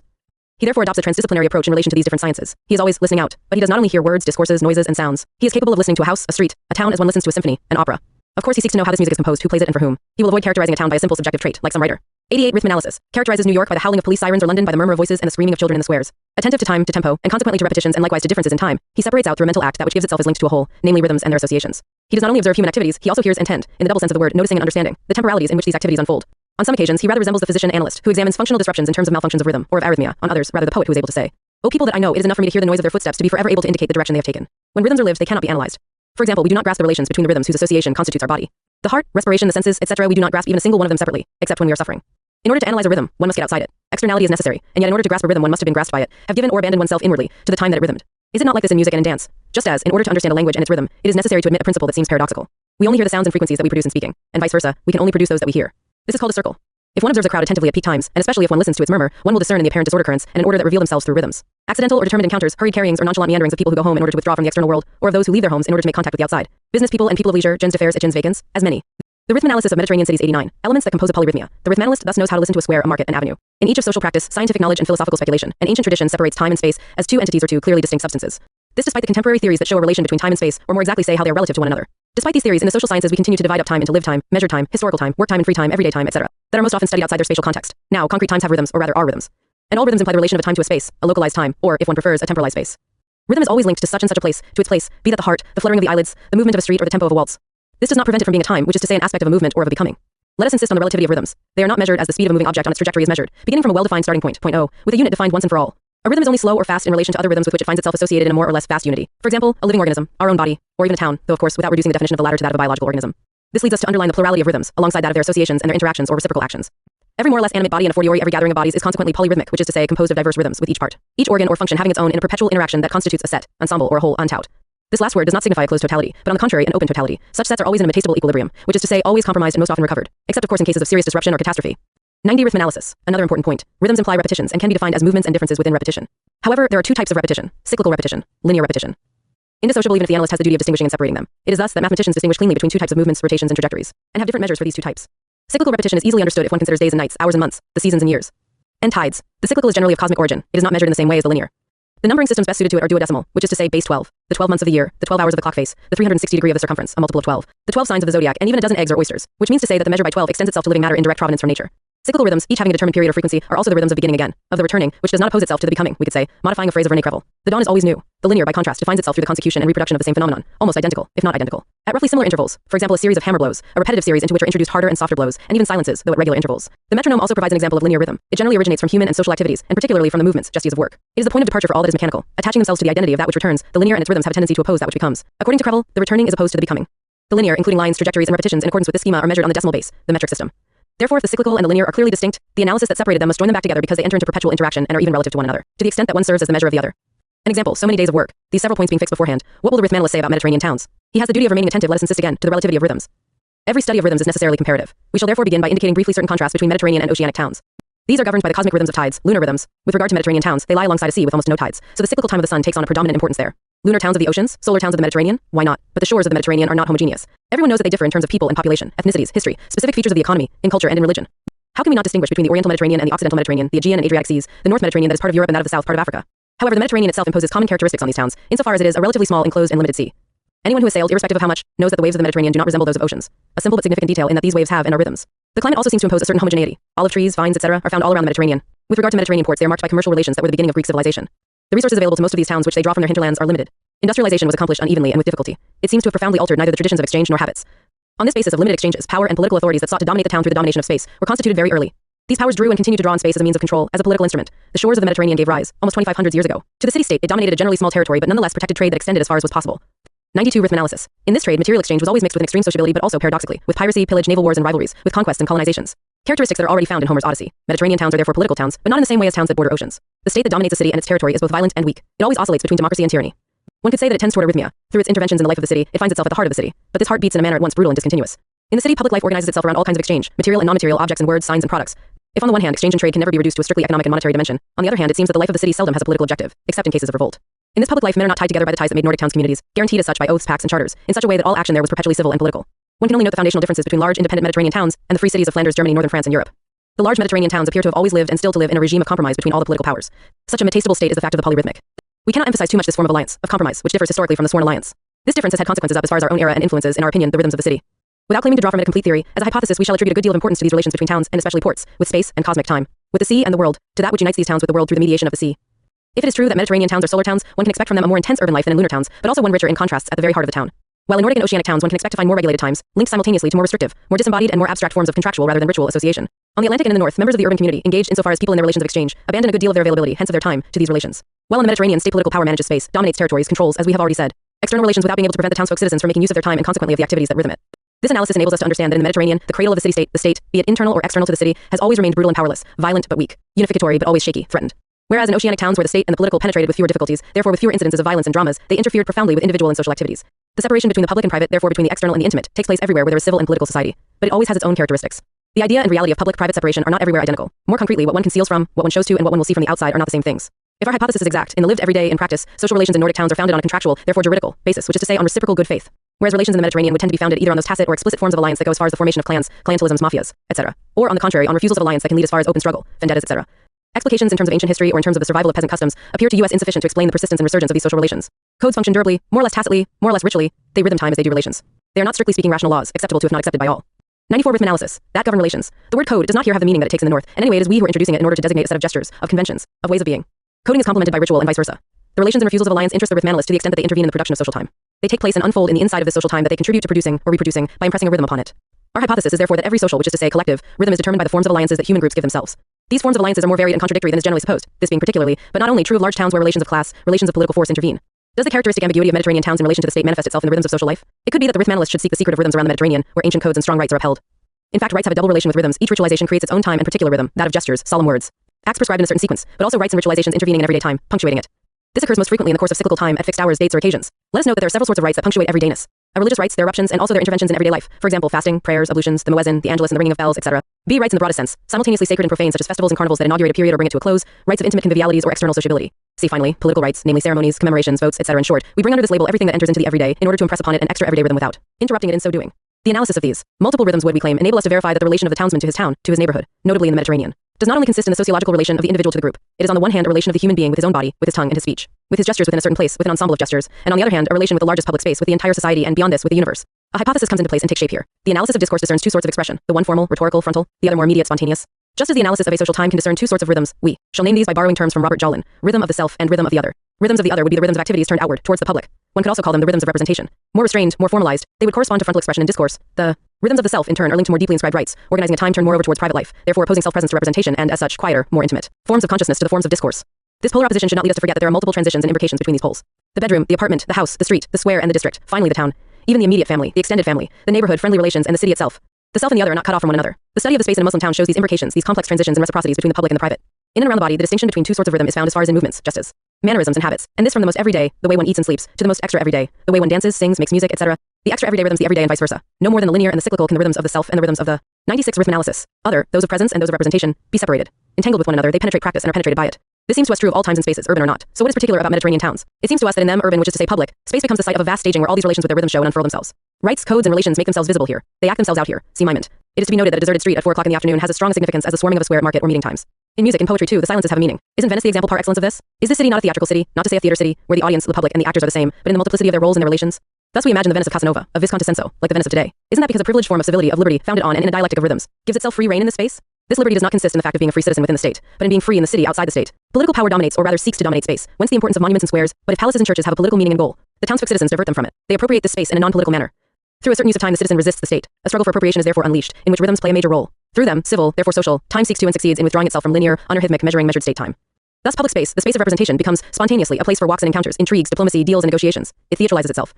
Thus the time and the rhythms of the people who occupy the space are linked back to space. The comparative analysis of urban rhythms only distinguishes between them in order to bring them closer together. In the case that concerns us, this analysis sometimes arrives at contrasts or strong oppositions, but more often at nuances. The analysis of the Spanish town evidently nuances that of the Islamic town or the Italian town. However, through the nuances and contrasts, common aspects come to light, an illustration of this thesis. Around the Mediterranean and irrespective of the country, many towns have been constructed on escarpments that dominate the sea.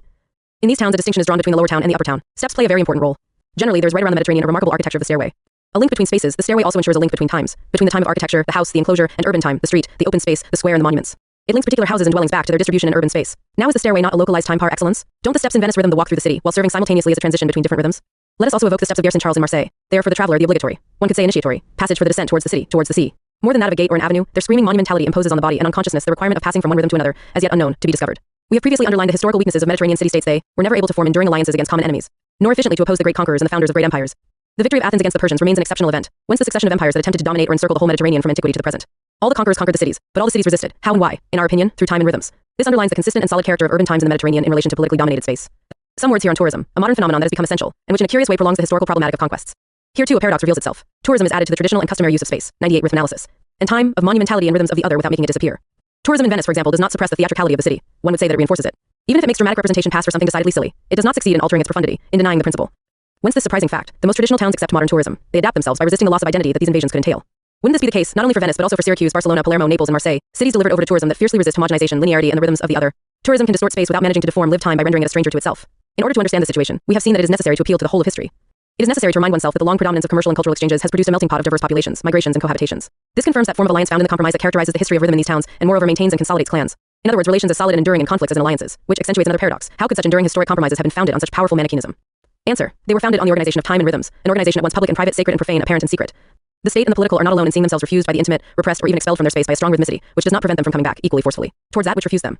All forms of hegemony and homogeneity are refused in the Mediterranean. It is not only the rhythms imposed by the state political center that might be resented as rhythms of the other. It is the very idea of centrality that is refused, because each group, each entity, each religion, and each culture considers itself as a center. But what is a center if not a producer of rhythms in social time? The polyrhythmia of Mediterranean towns highlights their common character through their differences. Such urban practice raises a question: how does each party, individual group, family, etc., manage to insert its own rhythms amongst those of different others, including the rhythms imposed by authority? In this insertion of rhythms of the self into rhythms of the other, what is the role of radical separation and compromises, of tolerance and violence? A well-known and banal fact, namely that in all large towns around the Mediterranean, everyone hears several languages from their childhood onwards, cannot not have consequences with regard to the spontaneous or native acceptance of diverse rhythms, with regard to the perception of the diversity of rhythms of the other. The enigma of practical and social life is therefore formulated in the following way: how are rhythms of the self and rhythms of the other determined, orientated, and distributed?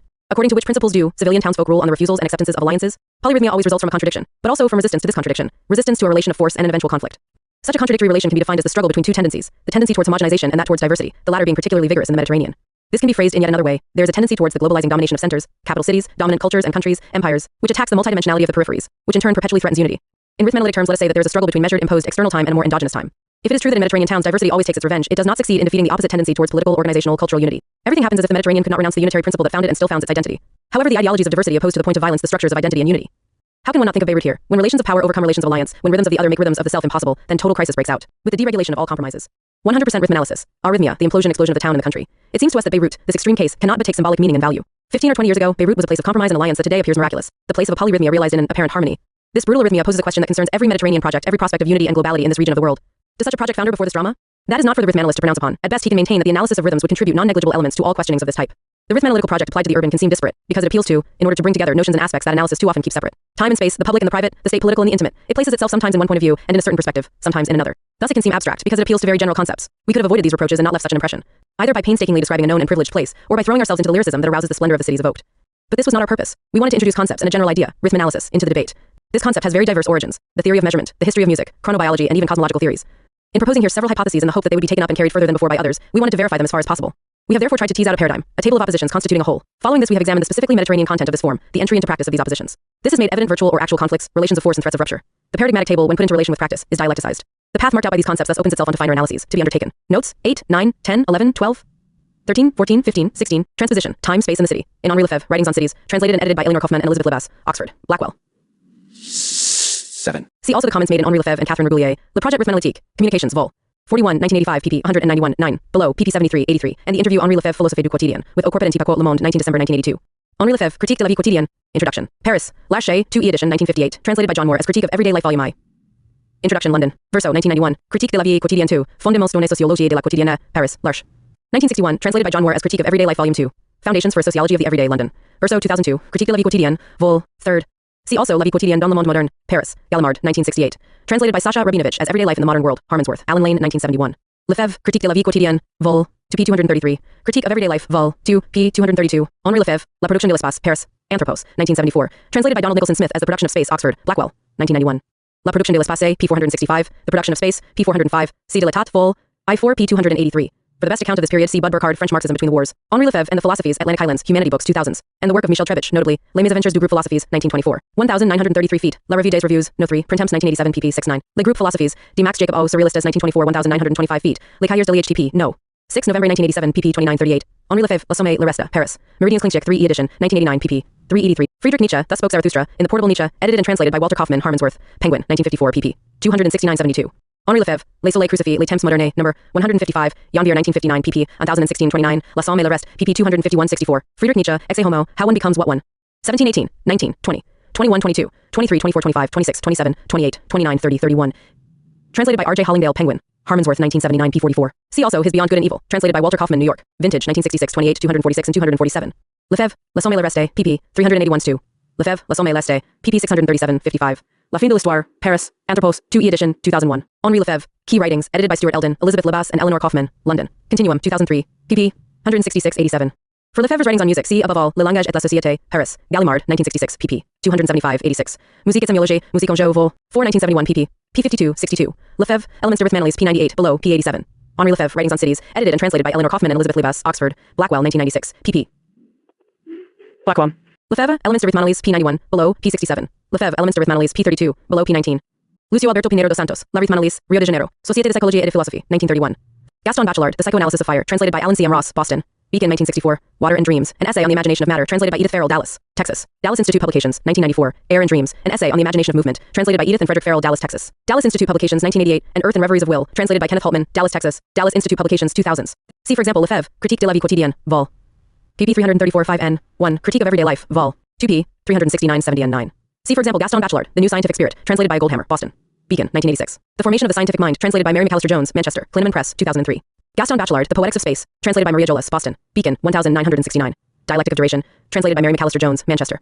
Klineman Press, 2000. For references to the Poetics of Space, see, for example, Lefebvre, La Production de l'espace, pp. 143-4. The Production of Space, pp. 121-2. See also Gaston Bachelard, L'intuition de l'instant, Paris, Stock, 1992. 32, 33, 34, 35, 36, 37, 38, 39, 40, 41, 42, 43. On the latter, and on many other points noted in this introduction, see Stuart Eldon, An Introduction to Henri Lefebvre Theory and the Possible, London. Continuum, 2004. Lefebvre, Elements de Rhythmanalysis, p11 below, p3. For example, Derek Gregory, Lacan and Geography, The Production of Space Revisited, in Georges Benko and Ulf Strohmeyer, eds. Space and Social Theory, Interpreting Modernity and Postmodernity, Oxford. Blackwell, 1997, pp. 203-31. Remy Hess, Henri Lefebvre et l'aventure du siècle, Paris, A.M. Mateli, 1D 988. Rob Shields, Lefebvre, Love and Struggle. Spatial Dialectics, London, Routledge, 1999. Kurt Meyer, Henri Lefebvre, Ein romantischer Revolutionär, Wien, Europaper Verlag, 1973. Henri Meschonic, Critique du Rhythme, Anthropologie historique du langage, La Grasse, Verdier, 1982. See also the chapter entitled Pace, in Umberto Eco, Reflections on the Name of the Rose, translated by William Weaver, London Minerva, 1994, pp. 41-6. Henri Lefebvre, Logique formelle logique dialectique, Paris, Anthropos, 2e edition, 1969, p50. Meschonic, Critique du Rhythme, p16. Elizabeth Dietzer-Marth, Sequel to History, Postmodernism and the Crisis of Representational Time, Princeton University Press, 1992. See Wanyo Cortazar, Hopscotch, translated by Gregory Rabassa, New York, Pantheon, 1966. Nabokov, Ada or Ardor, Alain Robbie Grillet, Jealousy, a novel, translated by Richard Howard, London, J. Calder, 19959. Ermarth, Sequel to History, p45. Nabokov, Ada or Ardor, p572. Ermarth, Sequel to History, p45 cites all but the last sentence. Lefebvre, Elements de Rhythmanalysis, p26, below p15. Elements of Rhythmanalysis, 1 translator's note. A reference to Bachelard's works on the scientific spirit, noted in the introduction above. 2 translator's note. The French word geste carries the fourfold meaning of geste, gesture, movement, and act. It thus plays a crucial role in Lefebvre's attempt to translate the understanding of intentional human gestures into a series of rhythms. Where it means gesture, it also serves to augment the impression of the reflexivity of rhythms. Man himself is a bundle of rhythms, and hence the impossibility of stepping outside them, which 3, 4, 5, 6, 7, 8, 9, 10. Lefebvre also expresses through the use of the intransitive form of verbs. For example, les rythmes sénalisant. To preserve this significance, the word geste has often been placed in parentheses following its translation. Translator's note, la mesure has several connotations, beyond the straightforward measure, among which are the musical concepts of beat and counting time, sometimes also referred to as measure in English. The term has been generally translated as measure throughout in line with the privilege accorded to it by Lefebvre. Where the English beat has been thought preferable, the original has been marked in parentheses. Translator's note, les techniques would normally mean techniques or even the applied sciences, but Lefebvre is using it here to translate the German der Technik, employed by both Marx and Heidegger. Lefebvre was greatly influenced by Costas Axelos, Marx Penseur de la Technique, de l'aliénation de l'homme à la conquête du monde de Paris.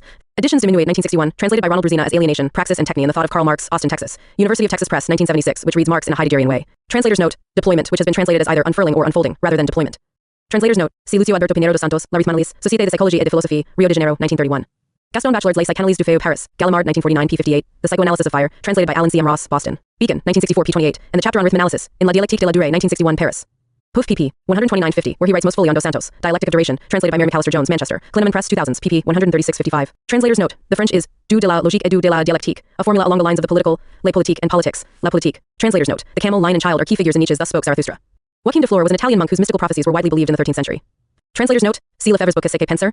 Paris, Publisad 1985. Translator's note: begging the question, assuming a premise which is being proved. 11, 12, 13, 14, 15, 16, 17, 18, 19. Translator's note: Douglas R. Hofstadter, Godel, Escher, Boff, An Eternal Golden Braid, New York, Basic Books, 1979. Translator's note: Robert Schumann's Carnival concludes with the March of the League of David, David's Bundler, against the Philistines.